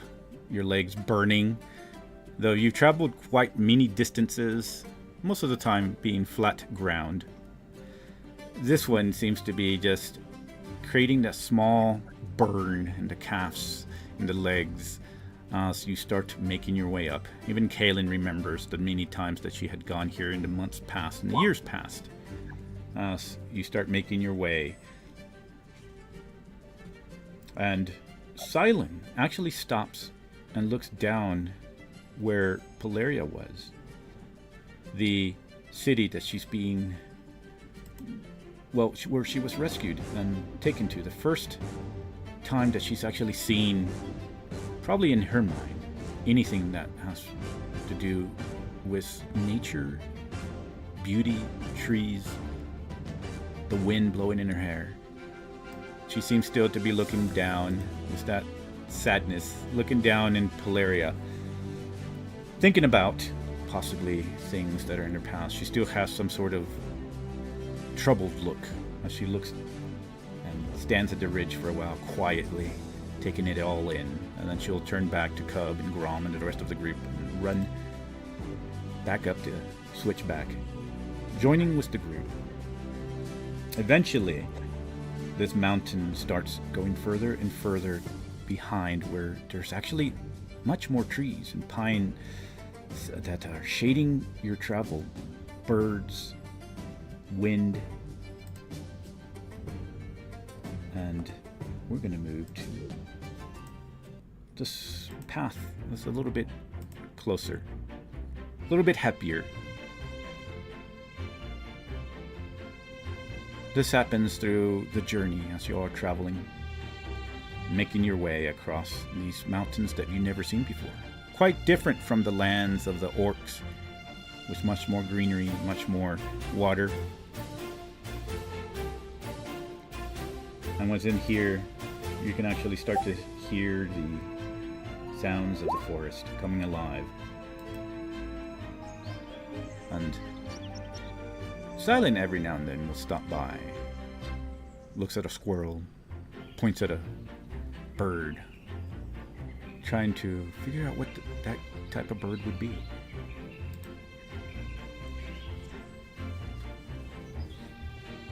Yeah, that's a good one to check for.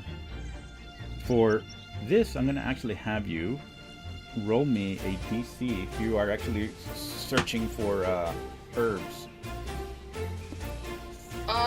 What is the DC? Oh my gosh, what is that? Oh, I'll let you know right now. No, it's a difficulty class. The number you need to beat when you roll. Oh my Have a bad. guidance. Yeah, I'm still DC. Yeah, learning it's all just a that. difficulty. Difficulty check basically. Okay. Have So- a guidance. Thank you. Yeah, just roll it at a. Actually, you just roll me a d20 on your survival. Survival.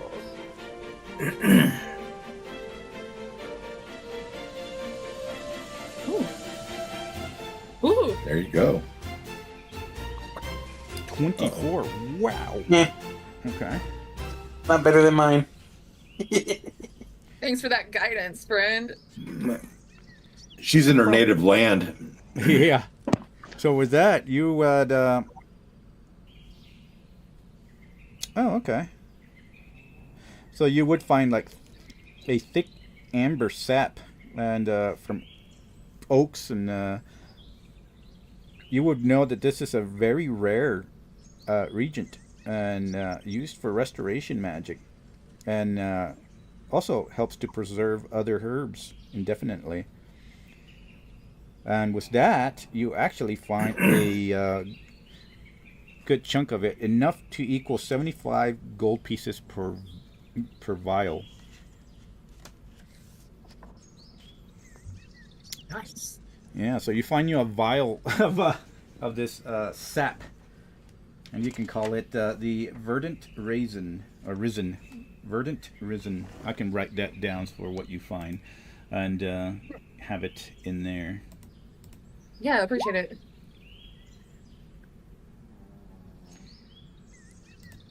Let me see here. As far as let's see, go ahead and verdant. Question to you. There you go. Yes. Can I use my survival to look for any form of tracks, if it's mostly humanoid tracks or beast of burden tracks or animals, wildlife tracks, just to keep an eye on in case predators. Yeah. You certainly can. Guidance. 17. So mainly just a lot of the tracks of the normal beasts here. The ones that you would find creatures in the forest. At least around this area as you are making further into the trail. And eventually, some of the trails do disappear if you get higher and higher. And I would say that with that check, you do actually find, strange to you, in one of the paths where there is much more dirt, seems to be almost a child feet,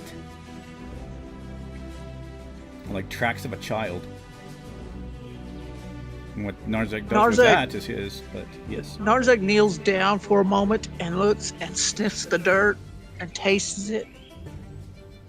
It's a tractor thing. Well, it definitely is a child. Odd.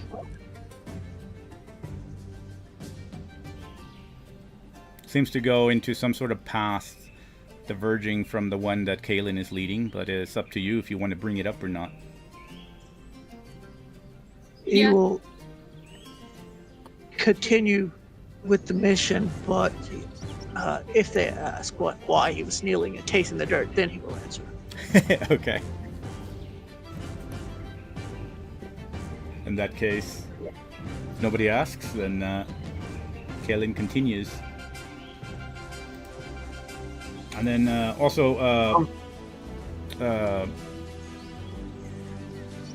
As we're walking and I see her that she's taking some of this resin or so, I go up to her and it's like, human woman,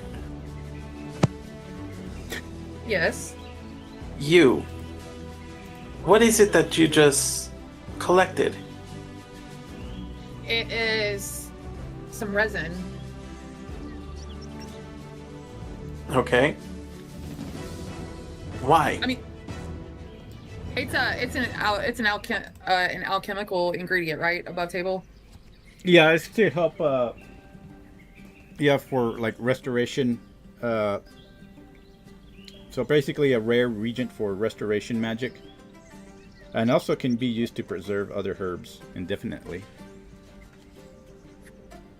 So, Caitlin would explain that to him and how it's rare and the properties of it and stuff.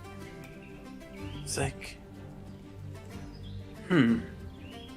I've never come across any of these things from my domain itself. If you like, I would like a small sample of this. I would like to require of attempting making some more alchemy potions or some potions and other ailments. How many of those vials did I get, William? You got only one. So Caitlin would think about this for a moment and remind them that they're extraordinarily rare, but yeah, I would share it with them. I would say, yeah, you still have enough for a vial. You want to give a sample, you still have enough to be useful. Yeah.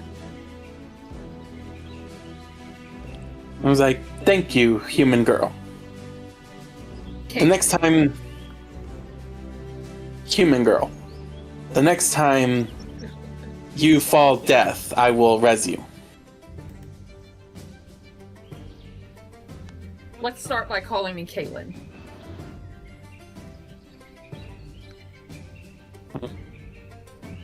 I'll call you human girl for now, until I see your worth. Fair enough. All right. And with that, I take a sip do what? of my holy water. I take Okay. a sip of my infinite holy water. Stay hydrated. All right. And then y'all would continue on. As we walk by, I go back to her and I was like, human girl, give me your hand. And then I put a good berry in her hand and I start walking away. Okay. Caitlin just looks at her hand like, what the fuck is this? Grom is gonna lean over, like walk up to her and whisper, That will fill you up, but it is tasteless and not very satisfying. and then he's gonna tap on his bag and says, I have bread and meat for sandwiches. and he's gonna wink. Caitlin just laughs and puts the berry in her pack.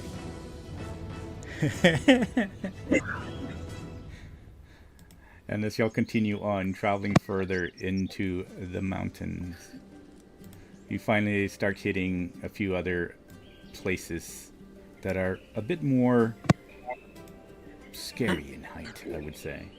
As you are moving, and you can tell that you are starting to leave the at least safe natural environment behind. The rocks starting to peek out like jagged teeth. The trees starting to disappear. And yet, even though you have climbed quite a bit and the calves are burning, you can still see the mountains are still higher and higher, where the peaks are iced and snow is falling from some of the clouds that are lazily floating by right now. I think it's too steep. Grom's gonna get his climbing kit out. Well, it's not steep. It is a gradual climb, except for a few places here and there. However, you would start to get to a point where you can actually see the sides. And the fall would be pretty much death if anybody were to trip.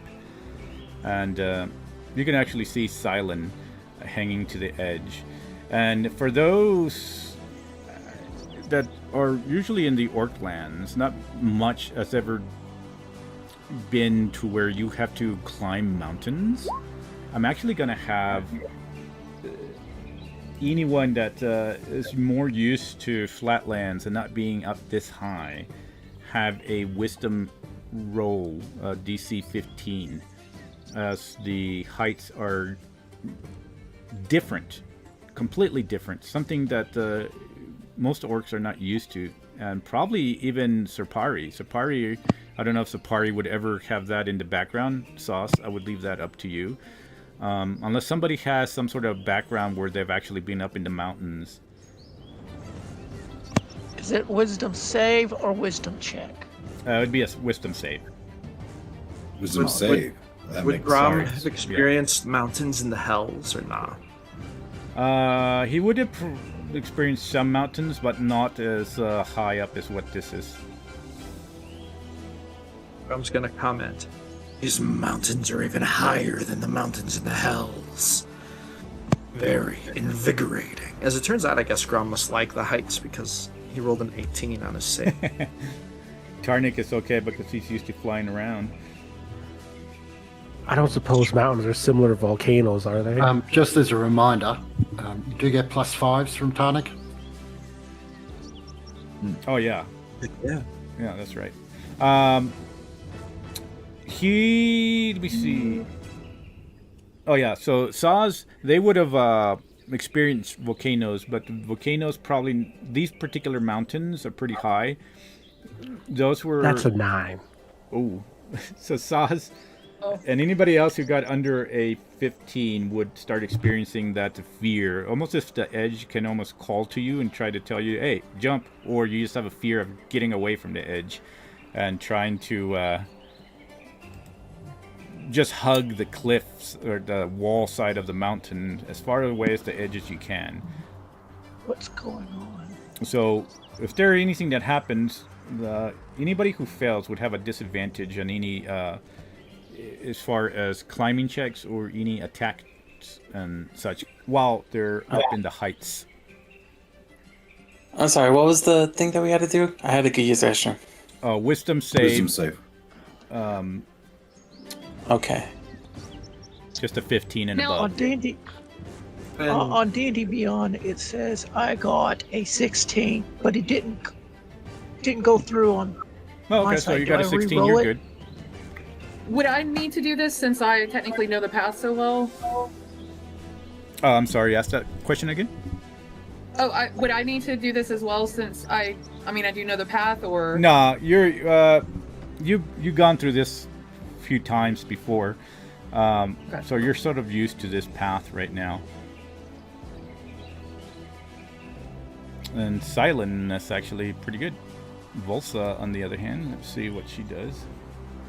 Technically 21, so we are getting a +5. Volsa's gonna go ahead and do her roll and see what she does.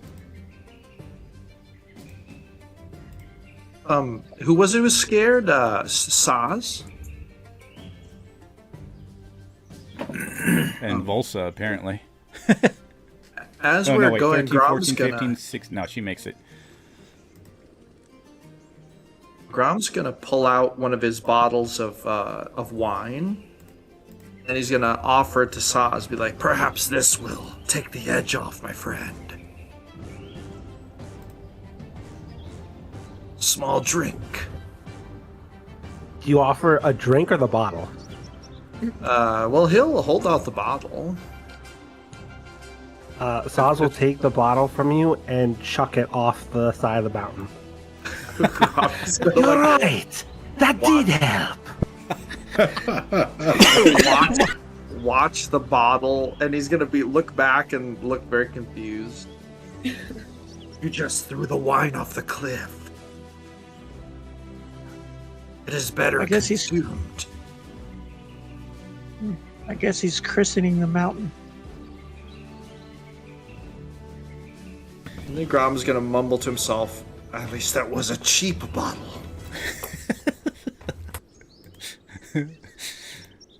We're gonna jump over to where y'all finally start crossing, and you arrive at a place where, though you can still see the pines, you're going in between ridges and mountains and valleys, seeing all this, deeper and deeper, Kalen, you would understand that you're about to reach what most people dread, especially those who fear heights.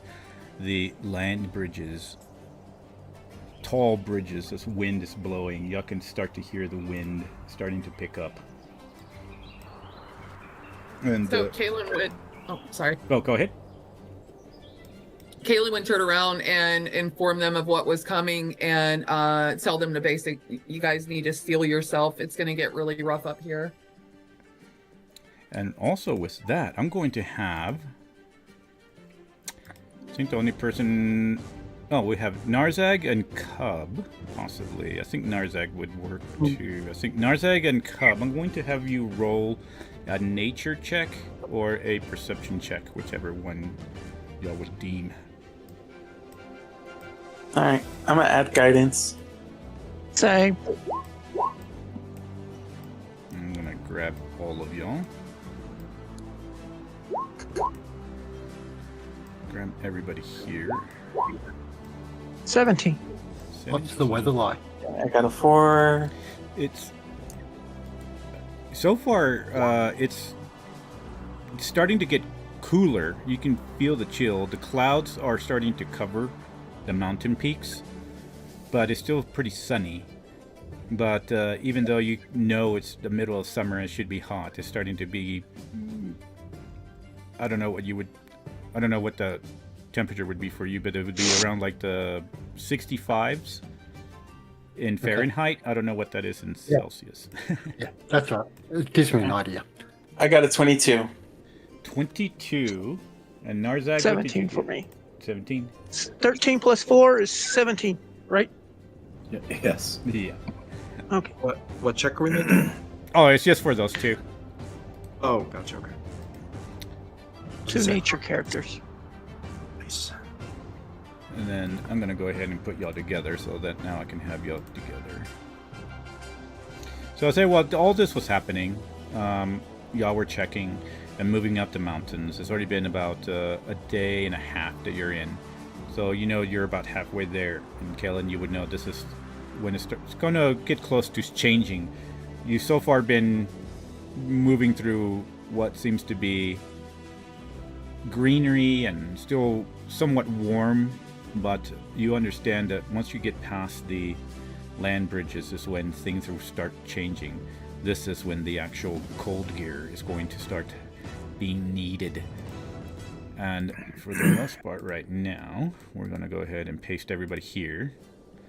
And y'all can arrange yourselves however y'all would be in the line. I know that I'm going to put you up here, Kaylin, because you were kind of leading right now. And then Dave would be wherever Grom decides to go. Dave is close to Grom. Yes. Sonic. By the way, Kaylin, what is your race? Oh gosh. So The she would be, sheriff? yeah, in my world it's a sheriffum, but it's an Asimar. Sorry. Oh. I will remember that, I swear. No, it's all right. Well, So I was calling you human. Okay, so then I should call you Winged Girl then. I I should didn't be even calling catch you. that either. That's so funny. I was like, I should be calling you Winged Girl. I just went with Human Girl. I was like, oh, it's a human. I was like, okay. But like, I'm sorry, was Waz Sonic trying would- to say something? Go ahead. Tarnik would walk around and tie everyone together. So he has two 50-foot ropes, and he'll tie everyone in so they're all together. Ah, okay. Rope too. but That would I be, rarely use yeah, it. if everybody allows Tarnik to tie them together, that's up to y'all. That's y'all's decision. It's a good idea. Grom will Good idea. allow it. All right. He'll tell Dave. Dave, get in this rope that Tarnik is tying. It's like, oh, what? Rope? What if we fall? That's what the rope's for, idiot. Keep us from dying. Oh, And Grom's gonna pat Dave on the shoulder. oh, that's pretty smart. Oh, DM with the 23 nature check. Will I be able to like predict the wet or like the winds pattern? I would say yeah. I mean, it's going to be... Actually, the higher you get, it might be even easier to predict them. Currently, they're moving... I will use a spell to predict the weather. Well, yeah, I guess you could do that too. Currently moving west, from the west to the east, and blowing it around, currently right now, around 20 to 22 miles an hour. Okay. I'm gonna go ahead and go up to Grom, and I'm like, and as I go up to him, I'm gonna go ahead and start disrobing my clothes, and I go, take care of this for me. Grom will take the clothes and shove them into his bag and be like, What's going on? Are you okay? Yes. And I kind of go up to Tarnik and then be like, tie that rope to my leg, or tie the piece of that rope to my foot. Touching your foot? I'm just letting it right there for you. And so, do you? Is it time for a bath? No. Oh, okay. And I'm gonna go ahead and I'm gonna wild shape into my giant eagle. Oh, okay.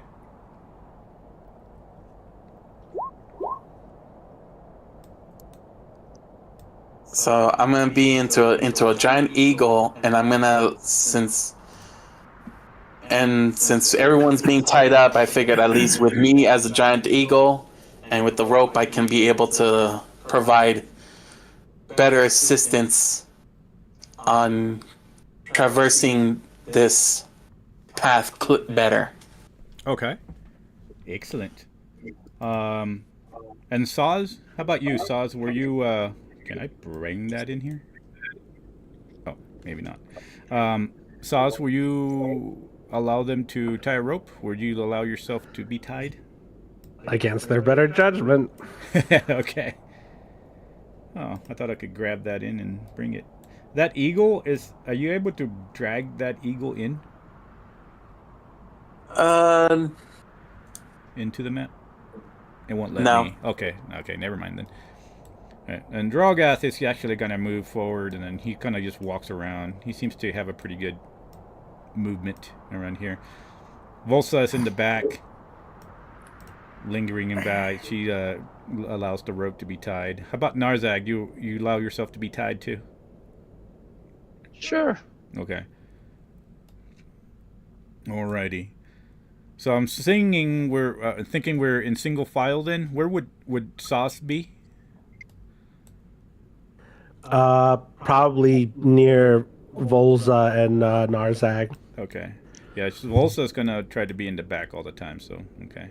We'll put you right there Well, then. Narzag was normally in the back because he keeps tracking, but okay. You want to be in the back then? Yeah, we can put you in the back. Ranger duties. Excellent. As Dave will turn around, it's like, oh, hey, how you doing? He waves at Saz. Pretty windy out here, ain't it? Let's see. Taz will look this spare human up and down and be like, Is this the rations? Grom is gonna be like, No, this is not the rations. This is my new personal escort, Dave. And he kind of waves. I don't know what that means, but yeah, my name is Dave, not Ration. Grom's gonna be like, It means you're my bodyguard. Oh, yeah. Well, I knew that. I'm a good bodyguard. You know, just because I was tripped the other day doesn't mean that I'm not a good bodyguard, you know. My cousin, it was a trick. I have a good feeling about you. I think you're going to be a good one. Oh, yeah. Of course I am. Yeah, that's what I am. I'm the fighter. I'll protect you. Don't worry. And, Narzag and Cub, as y'all making this climb here, you do start to sense something as well. As they spoke, hey, you know what, maybe even Kalen. Kalen, roll me That's going to be interesting. Roll me either an insight or arcana.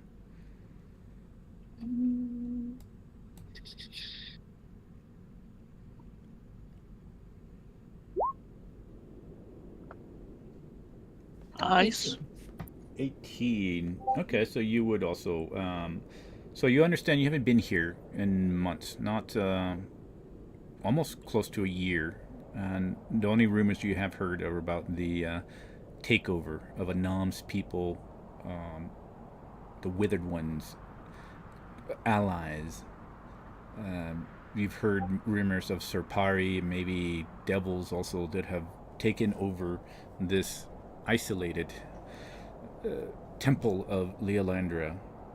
Maybe, a lot of them used for pilgrims, followers of Leolandra would go on their pilgrimage passing here, because it's the reason that it's isolated. But it is also, in order for it to have safety, it has a teleportation circle. Of course, being with the group now, you understand that the teleportation circle is corrupted. But you also understand that there are cavern systems that lead to secret pathways to the back of Polaria, being able to bypass certain protections of the city. This would allow for an attack, possibly, from below the city, entering into the sewers even. So this is something that she would have heard rumors over. But now, as you all are traveling and making it up the mountains, for those who made it higher than a 16, you start to feel a sense of wrongness. Though the land does look in its natural form, you can sense that something is wrong with it. Almost like as if the slight presence and beginnings of that idea of feeling nausea. You never quite really know if you are sick or not, but then it starts growing and growing. And the best way to describe this is what you would be feeling as you are traversing higher and higher up these mountains. And most of the trees are sparse. There are certain patches here and there that there's still plenty of pines, but starting to get that death look to them, as if they're drying out. I saw this in a dream. Oh, yes. Dreams. And as you are traveling further, going into this land, you make a few movements. Getting further and further, you pass the first of what's starting to become, just like Kalen said, land bridge. And eventually, you start moving closer and closer and higher to another land bridge that seems to fork in the road up ahead. And as you all are looking, those who have fear of heights start to feel that dread, because now you can see that somehow you're even higher and above the skyline. And you can see, for the most part, this movement of clouds below y'all as y'all start making y'all's way forward. And this, for those who have felt that sense of sickness, you can feel also that there is a sense of maybe anger, maybe rage somewhere lingering as you are getting closer and closer to the edge of this particular fork in the road, let's say. And this is where you're going to decide if you want to take the left or if you want to take the right. Because in this sense, Kalen, you have been up here before, but somehow you're starting to realize that somehow the land has changed a bit. Even in the middle, it seems like there's almost like a bite that was taken out of the land. That's how this land bridge forms. You do recognize that this is the correct path, but for some reason, it's also different for you.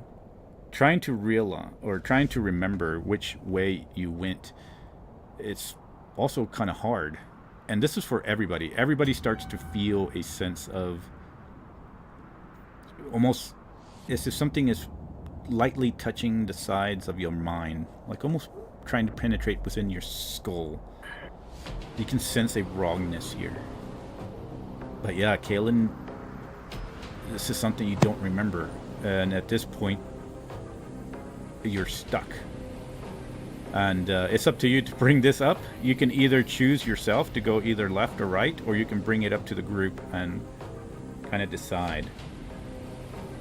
Caitlin would be honest, and she would come to a dead stop and tell everyone something's wrong. I've been here so many times. I know this path. This isn't right. It doesn't feel right, and this path didn't split here before.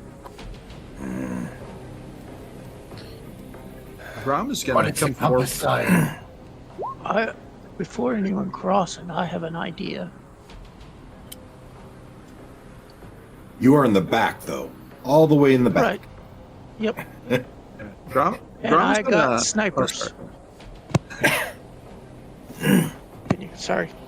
Grom's gonna untie himself and walk to the front and use his labyrinthine recall to make a survival check, if I can.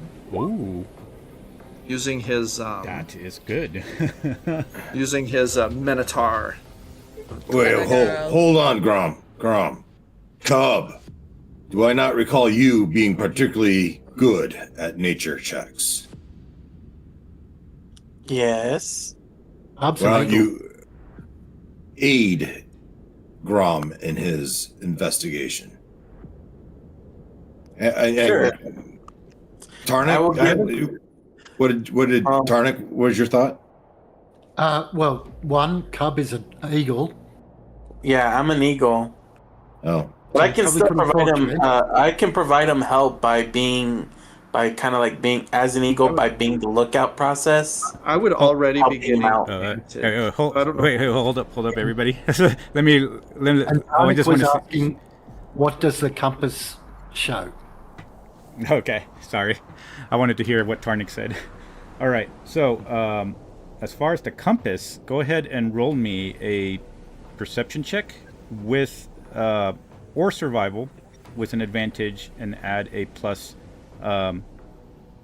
Is that right? Yeah, plus 3 to it.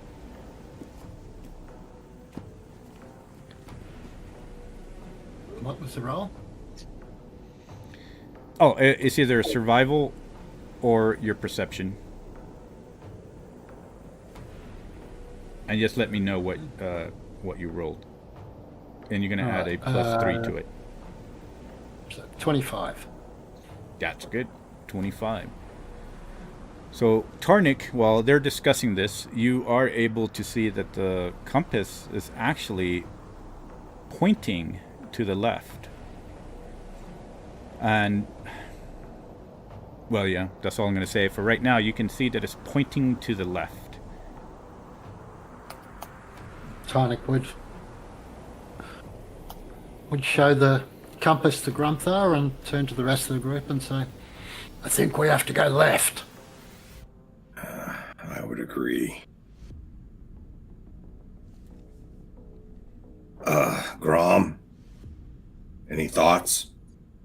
Yeah. I'm gonna make my check, if that's okay, GM. My Yes, go ahead and make your survival check. All right, here we go. Advantage survival check. We're gonna see. Grom's gonna think. He's gonna like scratch his chin for a moment. Ooh, I critted. Oh, wow. 30 in my survival check. Wow. Nice. That's, wow, good. All right. Using his Minotaur racial abilities. Are you able to, let me see, you, restoration is not.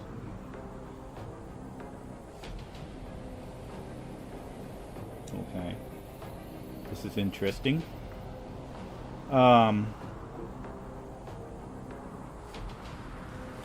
Everybody RP for a while because this is important. I gotta see if that also makes sense to a place you've never been before. Yeah. I figured the only part of it that would really be relevant is advantage on any survival check you make to navigate. So I don't know what that would give. Kaelin, what do you mean this wasn't this way before? You've been here and the road didn't split? No. This this is gone. It's literally missing the path in front of us. So, in previous trips, the path went straight. Correct. It never split here before. What was beyond the path? Where did the path ultimately lead? A cave? A hole in the ground? Another pass? Would Kaylin know that? Yeah, it would eventually. Well, where you're going to is going to be a cave, but it's still a day and a half away. But what it would lead to is more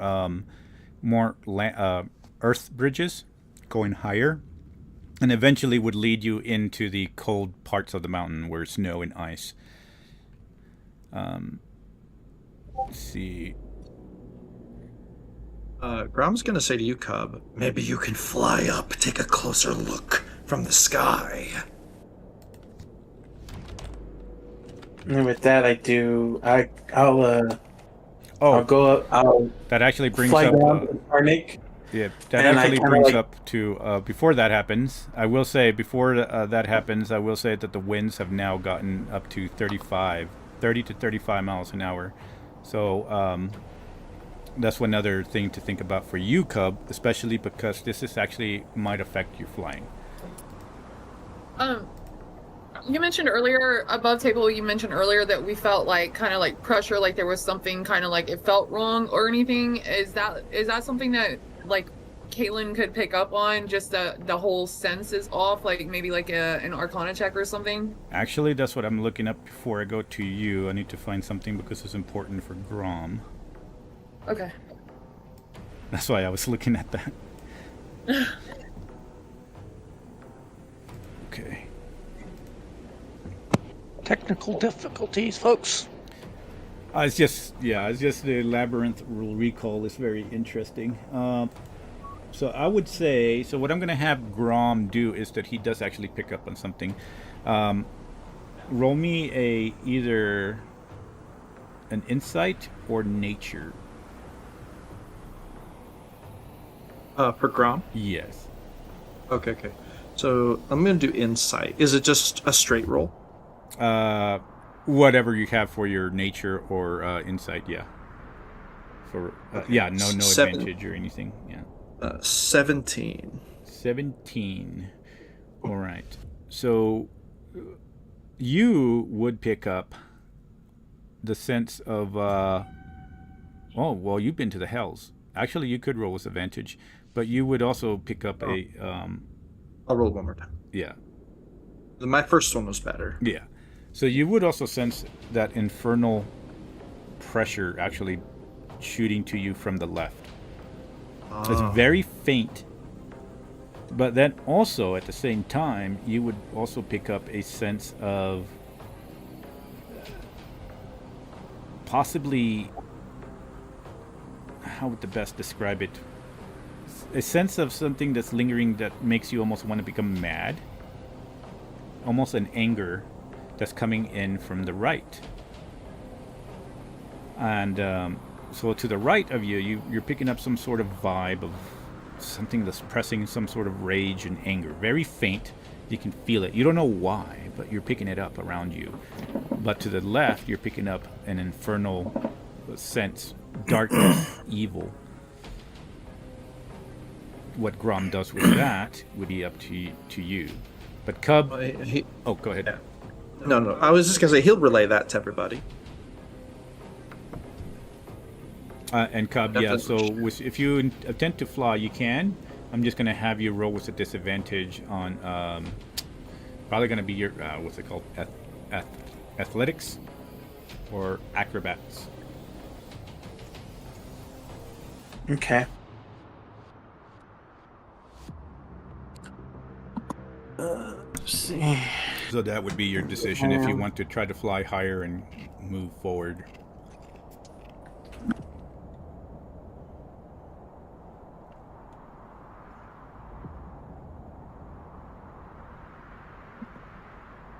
I'm trying to figure out where is it. Okay, you said disadvantage on... Yeah. on either athletics or acrobatics, whichever one, because you're fighting against the wind. Okay.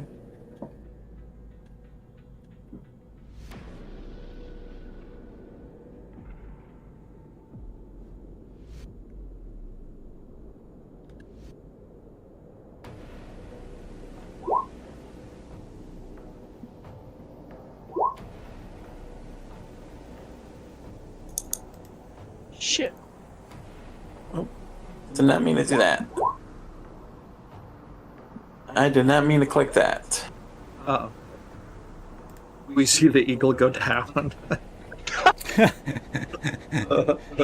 Oh no, I didn't mean to click that, or like I meant to click it, but I was trying to see which one was it that was actually my. The eagle spirals into the clouds below. Cub! And Dave has been promoted. Oh. Okay. All right, so it is. All right. So I gotta get back my giant eagle page. Where'd it go?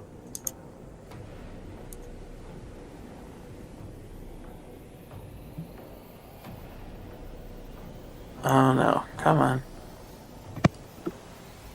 Giant eagle, open. There you are.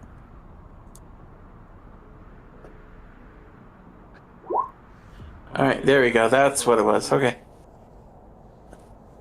Yeah, that first one, I didn't mean to click. It just somehow... It wasn't giving me the signal, and then somehow it said I ended up clicking the wrong character process or so. But yeah, I got the 22 for my disadvantage.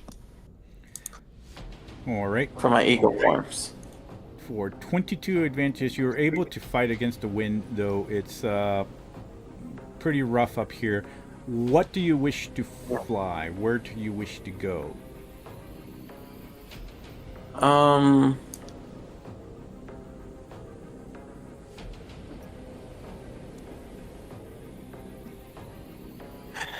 assuming you take off your rope from your foot. Yeah, I kind of have, like, I kind of go up to Tarnik to, like, giving him the signal to release the rope off of my leg. And so I want to... Arnik pulls hard, straight down. It just drags me all the way down to the ground.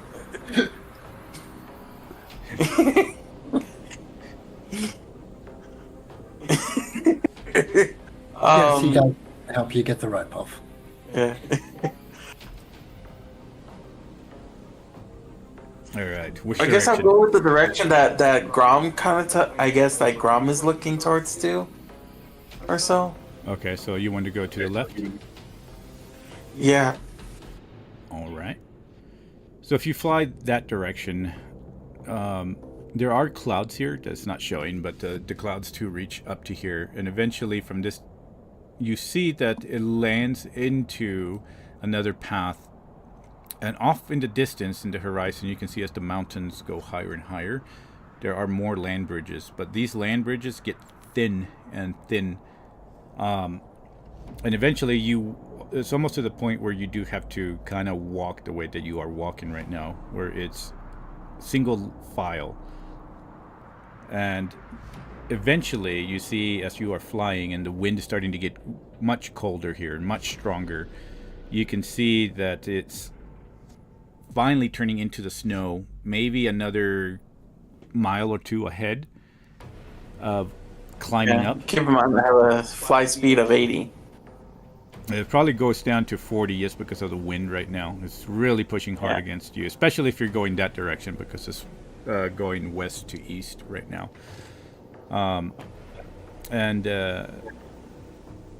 So that's about the only thing you see.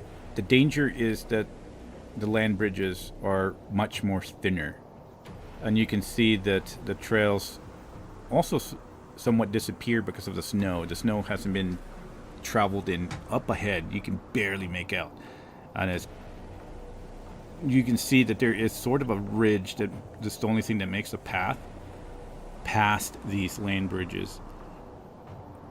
And you do sense that there is this pressure, this evil like sickness. It's a little bit stronger when you head toward that direction. But that's about all you can see physically right now.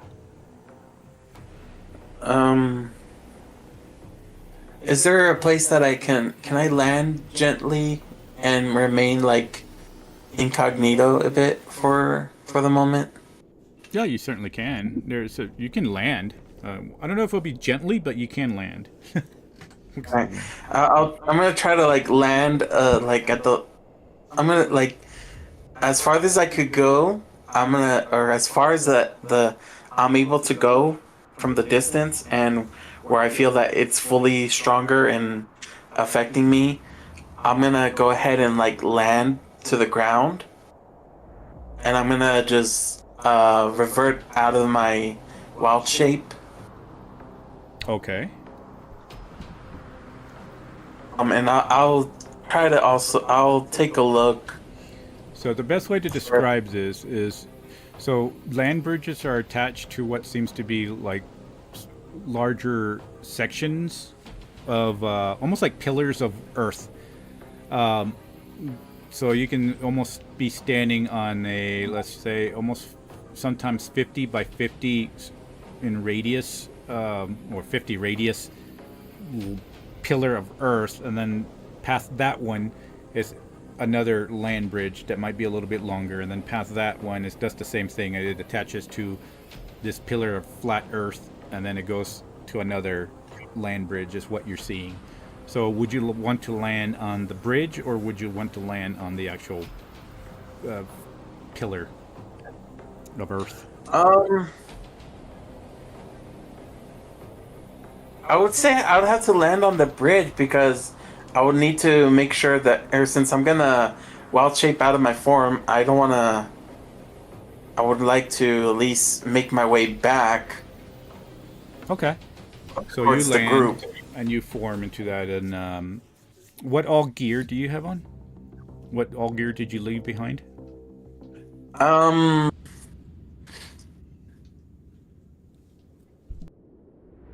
So pretty much the only thing I kept with me is at least my staff of defense and the moon sickle. And I kind of have like a little belt dish. Okay.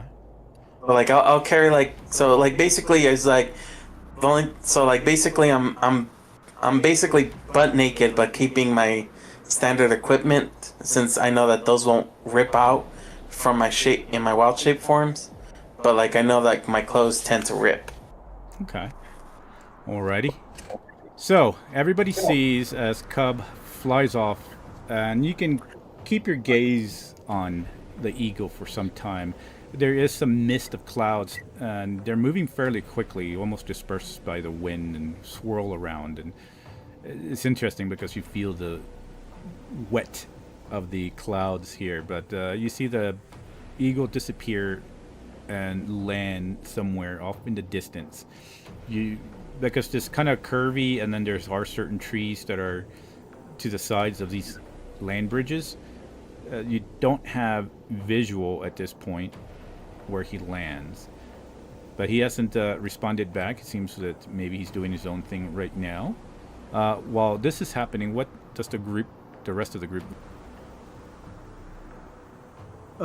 Upon hearing Tarnik say we're gonna go to the left, you would see Grom get very serious, and he would pull out his crossbow and kind of just get it ready, and he'd be like, I guess we're gonna hunt some devils.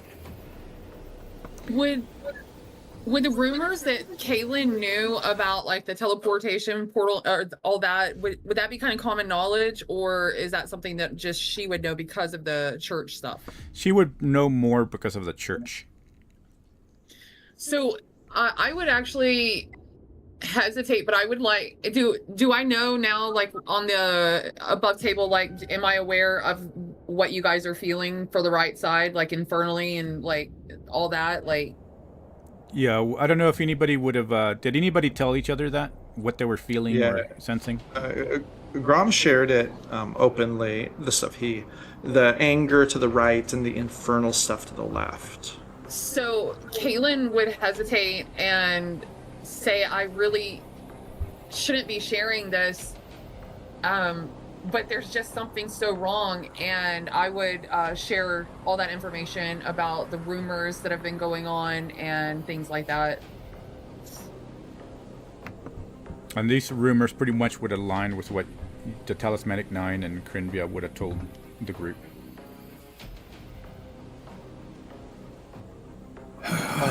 We've wasted enough time. Both ways suck. We pick one and go that way. I'm inclined to follow the compass. Grom's So gonna in my get himself back in line. So where I'm at, I'm gonna go ahead and it's been so long, but I'm gonna go ahead and I'm gonna summon Tikal. Okay. So, go ahead and summon Tikal.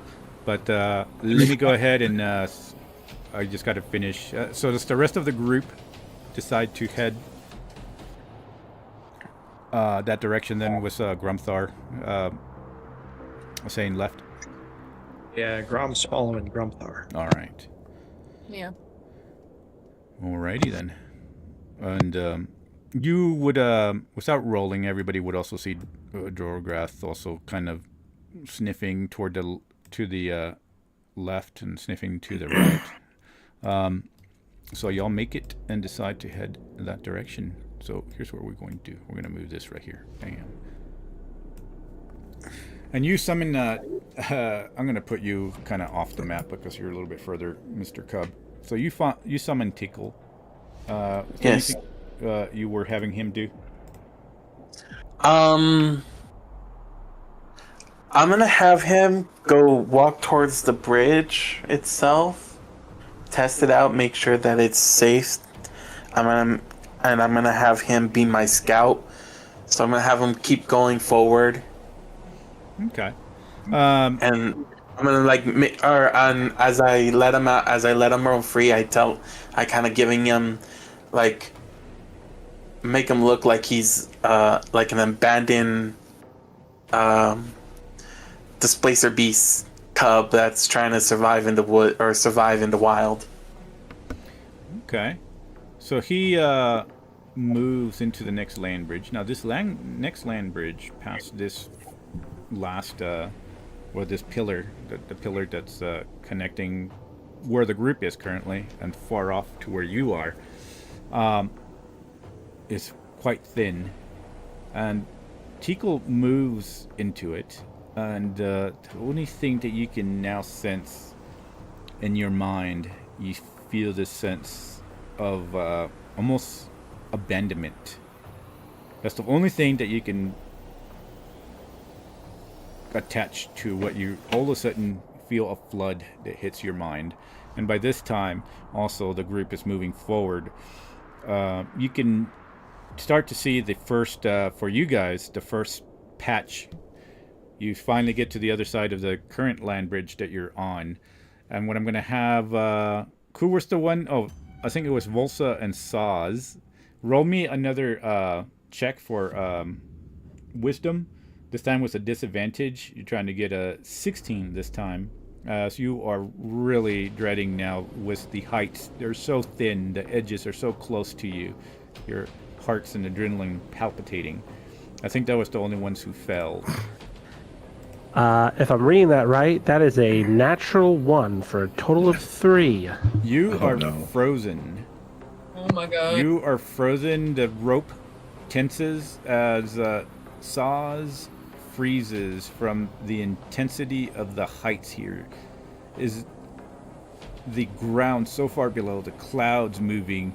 You feel this sense that as if the heights themselves are calling you to get closer to the edge. It almost feels dizziness, like it's like for some reason you're fighting at the same time, frozen, wanting to jump, but yet fear of jumping and trying to get away but you just frozen. You can't move. And Volsa is going to roll.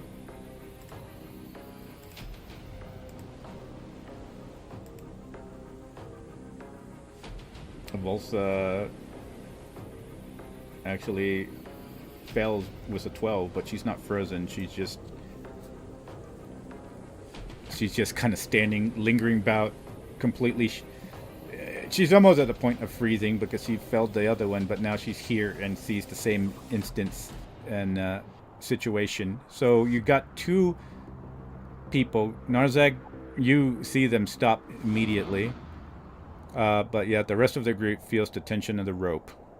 As Saz, you would be frozen with fear. However you want your character to experience that is all your RP, but you sense this. You're having this dread of fear, and the wind pushing against you.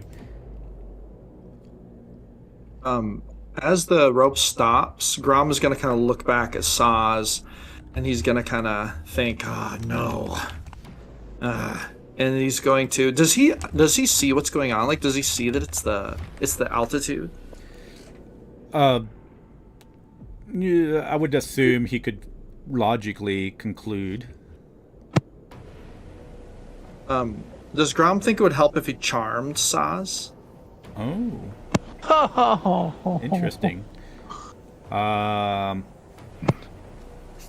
he could also command him. He could command him to approach, and then Yeah, I they guess could keep walking. depends on how you would do the charm, because if it's like, if he thinks it's danger, right? Doesn't it break it? Let me see. Our person really only says, the target is a charmed condition until the spell ends or until you or the allies damage it. The charmed creature is friendly to you. And then when it's done, they know they were charmed. But command actually commands them to like do something. So he could command them to approach. Yeah, command would probably be the stronger because he's just charmed. It doesn't. He's charmed, it's friendly, but it doesn't necessarily take the fear away. So. Gotcha. So Grom is actually going to kind of reach back, and you guys would see kind of red magic spiraling in Grom's eyes as he reaches out towards Saz. And he would, his fingers would form into a kind of a, almost like a fist. With his fingers outstretched, and he would say, "Saz, approach." Saz, if you're okay with this, this is obviously a player thing. I'd be totally fine with you saying you can just resist it, because Grom wouldn't want to force Saz to do this. He's just trying to help. Yeah, so Saz, either your player can say resist, or you can roll a save. However you think that Saz. As funny as it would be to let this play out, Saz has advantage against magical effects, and Saz isn't like Grom. So Yeah. there's no reason for this to work. All right. And how would his fear of heights? What would Saz be going through right now? How would he?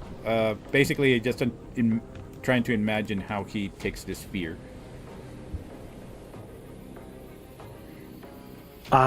They probably would think they were standing completely still in place when in fact they were actually waving side to side, and they'd be trying to breathe and walk forward, but they could not focus their vision directly in front of them, and they're hyperventilating to the point that you probably see scales coming off of them.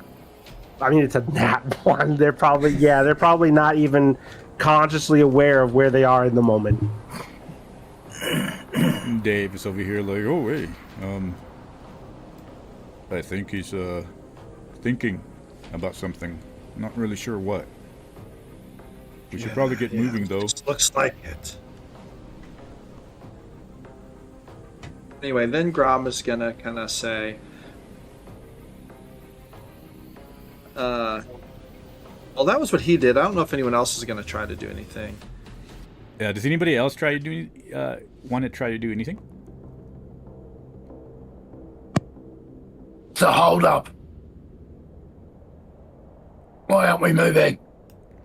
Saz is deliberating. I think the heights have him a bit shaken. And then Grom's gonna look over the edge as if maybe a pebble falls down. Is gonna be like, It is a long fall down there. Is Is it okay, like above table, for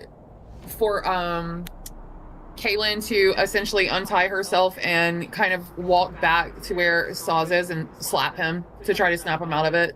You certainly can try. I will say that Grumthar would stop her.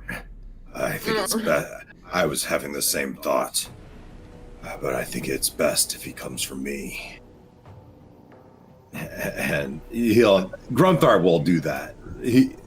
And step up and look at Grom. If he comes out of this and thinks you charmed him, it might not be the best thing. I think it's best if I try to pull him out of this. And I put my hand on his shoulder and try to shake his shoulders first. And if that doesn't do it, then I would give him a stiff slap across the face. all right. So with that, I'm actually going to have Saz roll me a Constitution this time with an advantage. And then let me know what you roll.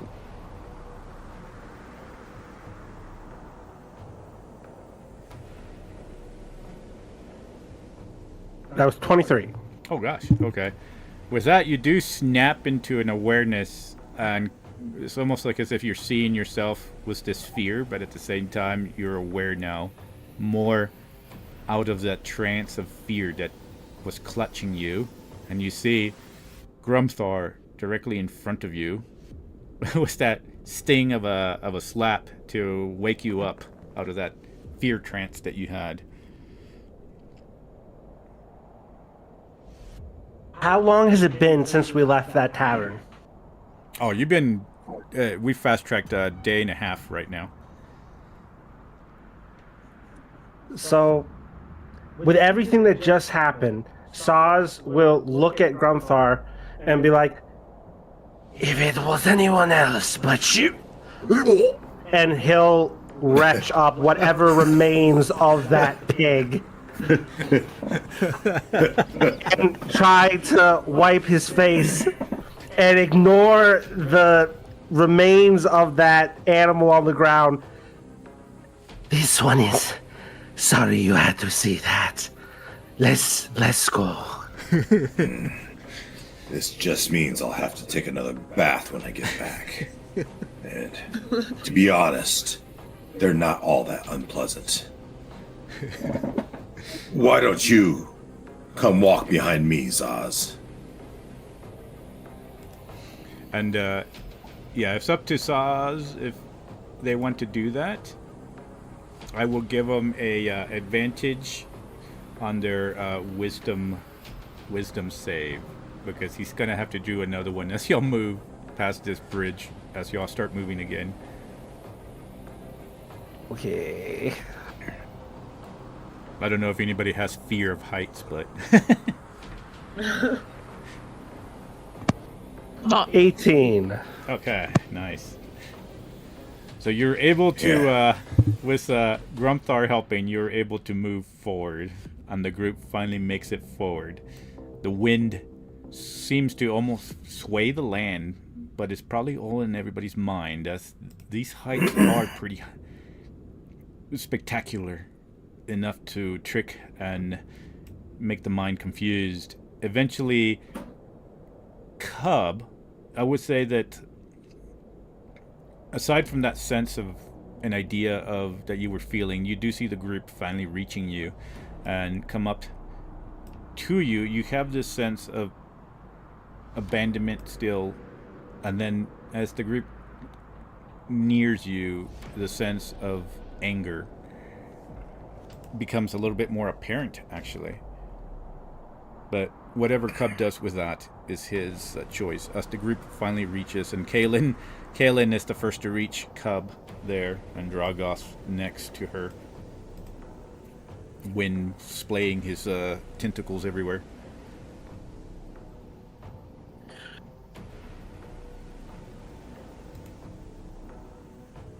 So, I'm feeling basically like I was abandoned.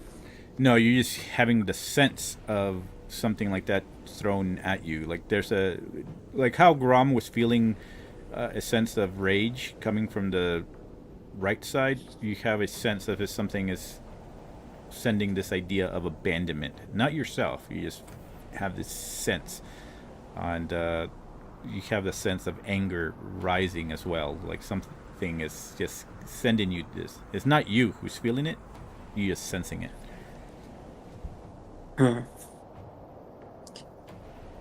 So, I as soon as I see them, I'm like, it's like, what took you all so long?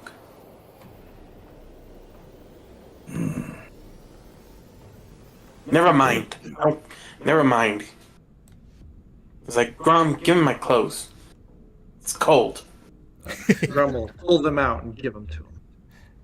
As I grab them, I'll just snatch them like I'm like somehow like a feeling like I'm angry at you. I just snatch them out of your hand. I'm like, ugh.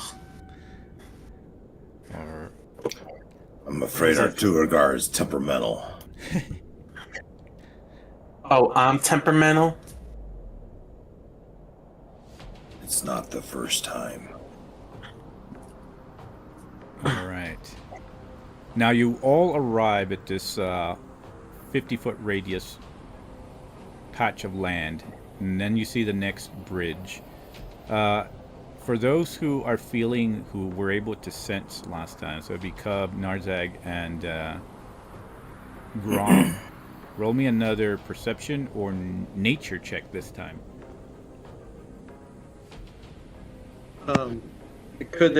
Would it be possible for it to be survival, or is it definitely either perception or nature? It would definitely be perception or nature, unfortunately, for this. Gotcha. All right, we're gonna go perception. Would Caitlin need to roll as well since she? Oh yes, Kaylin can roll as well. Okay. 13. Ooh, 13. All right. How about Narzag?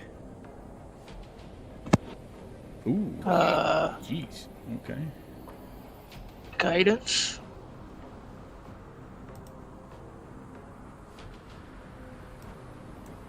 Uh, 23. 28, 22, and then Cub, what did you roll? Or what? You can roll perception or nature. Nature? Yeah. Okay.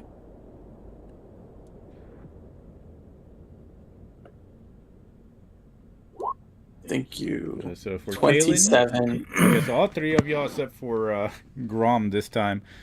As y'all are moving and you're walking into this path here, you do sense that the further that you move away from the right side, the greater of a sense that you all who passed are starting to feel this anger and the idea of abandonment, and now an idea of almost like as if there's an idea of protection.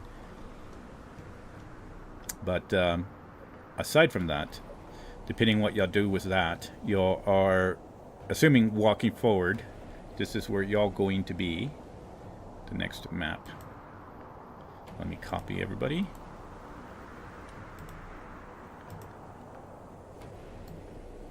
So the next one is. So this is a thinner, much more thinner than what y'all see here. But this is the next map that y'all see. And with this one, you can actually tell where it's. The height difference here is quite spectacular for moving across it. And you sense that the wind actually picks up even higher than it was before. You have gusts that are reaching up to almost 80.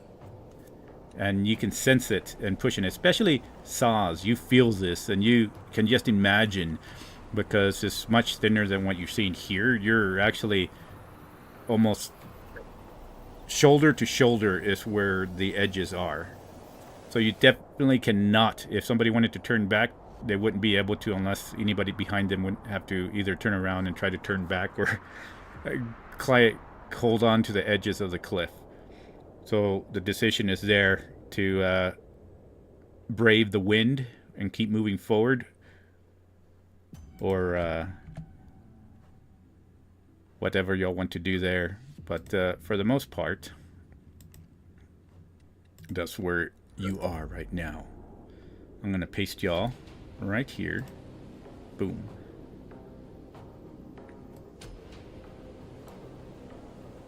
And I would try to increase y'all, but I don't think that would work because it's still the size. It's just imagine that's thinner. It's a thin land bridge right there. I mean, like a single file size. Yeah, it's a single file size. I couldn't do it. I couldn't get it to shrink anymore. Oh, gotcha. Yeah. But I also everything else is the correct scale, so I couldn't make y'all bigger. Otherwise, it wouldn't make sense. But yeah, y'all do feel the wind pressing in. Y'all feel, for those who passed, y'all feel that anger and sense of defense and such. So y'all's decision: do y'all brave the wind, or what do you wish to do right here? Y'all can either stay and try to wait it out. There is that. But you don't know what would happen. You don't know what could happen, or y'all can try to brave it. Would calm emotions help in this situation, or is that just strictly... Technically, yes, it could help. Okay, I actually would like to cast that. Looking for it. Do I need to roll on that, or? No, you can just say calm if you want to do it. So, also, I think, let me read it, see what it says. Calm emotions. Says, creature has immediate time, frightened conditions till this ends.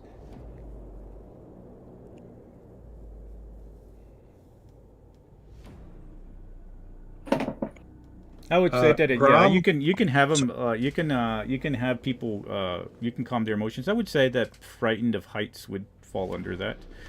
So, let me see. In a 20-foot radius sphere centered on a point you choose within range, on a point must succeed in. Oh. Okay, so yeah, you can do it, and so they would just have a anybody that's there would just, they can either accept it or they would resist it, and or they can roll a charisma saving throw 17. Grom would suggest that he go across and use his climbing kit because he has like pitons or whatever, and he can go across with minimal risk. It'll take some time, but if we tie 4 lengths of rope together, he could attach a rope to the other side, and then we could kind of have a rope to hold on to that's anchored on the other side as we go across. But you would just have to, everyone would have to chill for about 20 minutes while he goes across and does that. With his climbing kit, he would be relatively safe. He couldn't fall more than 25 feet because he could wear the harness. Ooh. How far across is this? It's almost 200 feet. We need to tie 4 ropes together, which Grom has 1 rope. I have one. Are you openly describing the plan that you have right now? Yes. Grom's suggesting this to everybody. Saz will walk up to you and go, Do not expect this to be a habit. I'll cast Dimension Door and get us to the other side. Nice. Heck yeah. All right. Can you ping where you cast it? I just need to know something.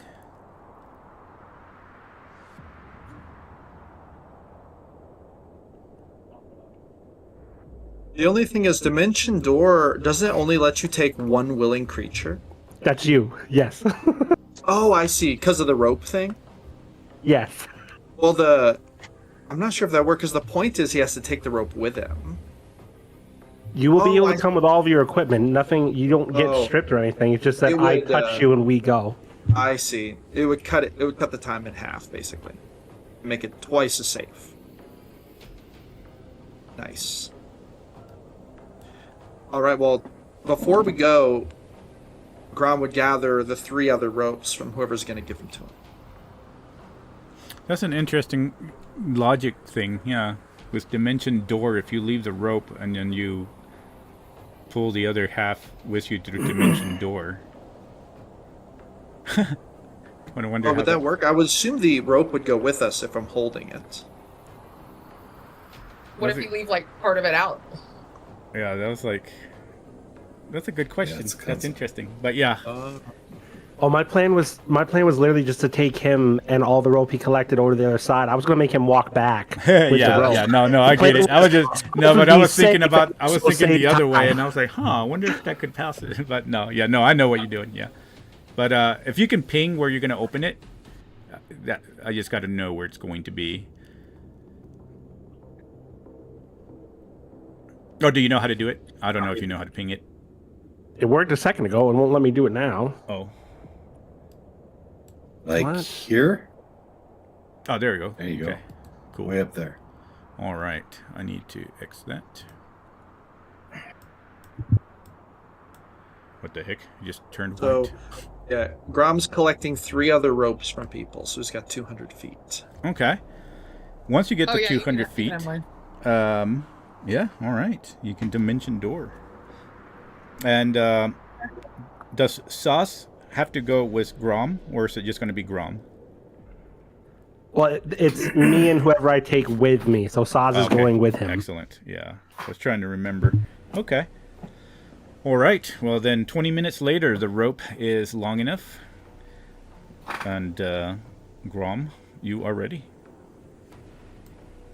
All right. Do you mean like 20 minutes later we have worked our way back? Do you mean? No. You have your rope. You said it was going to take 20 minutes? Oh, no, you're going to Well, jump over there. Okay. So you're going to get the rope together and then jump over there. So, yeah. At that point, yeah, you have your rope ready. So whenever you're ready to dimension door.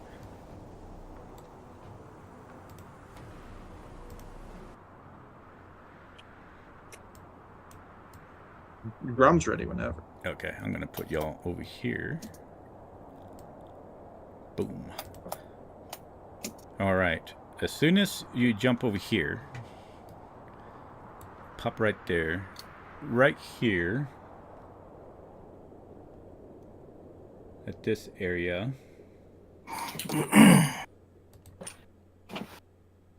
Ping right there. You see lightning strike that particular area right here. And what I'm going to have you, for the both of y'all are actually just going to roll me a dexterity saving throw of 17. Is this magic? It is actually, yes.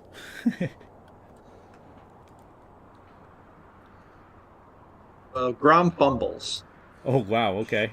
I'm going to use my heroic inspiration on that, I think. All right. Nat 20 plus 1 for 21. You completely make it. Oh, I crit on the second one. Oh, wow, okay. So you'll basically see lightning hit right there. And that's no, see if this is the correct one. But as you see lightning hit there, and then y'all hear a roar for the most part. That doesn't sound good. And as that roar appears, you see clouds start forming and getting solid and more tangible around this area right here. And as it gets more tangible and solid, everybody who was able to pick up and roll the idea of feeling this anger, you feel it just immerse your bodies. Some sort of serpent-like creature with a lot of wings, maybe four wings, appear and is coiling around in clouds and lightning. And you see this sort of a creature appear right here. And it flies up to where it gets pretty large, about this distance right here. And you see actual clouds swarm around and under this land bridge right here. And the first thing it does is sets its eyes on Saz and Grom. And Watch out, Cloud Dragon. and that's where we're going to pause for today.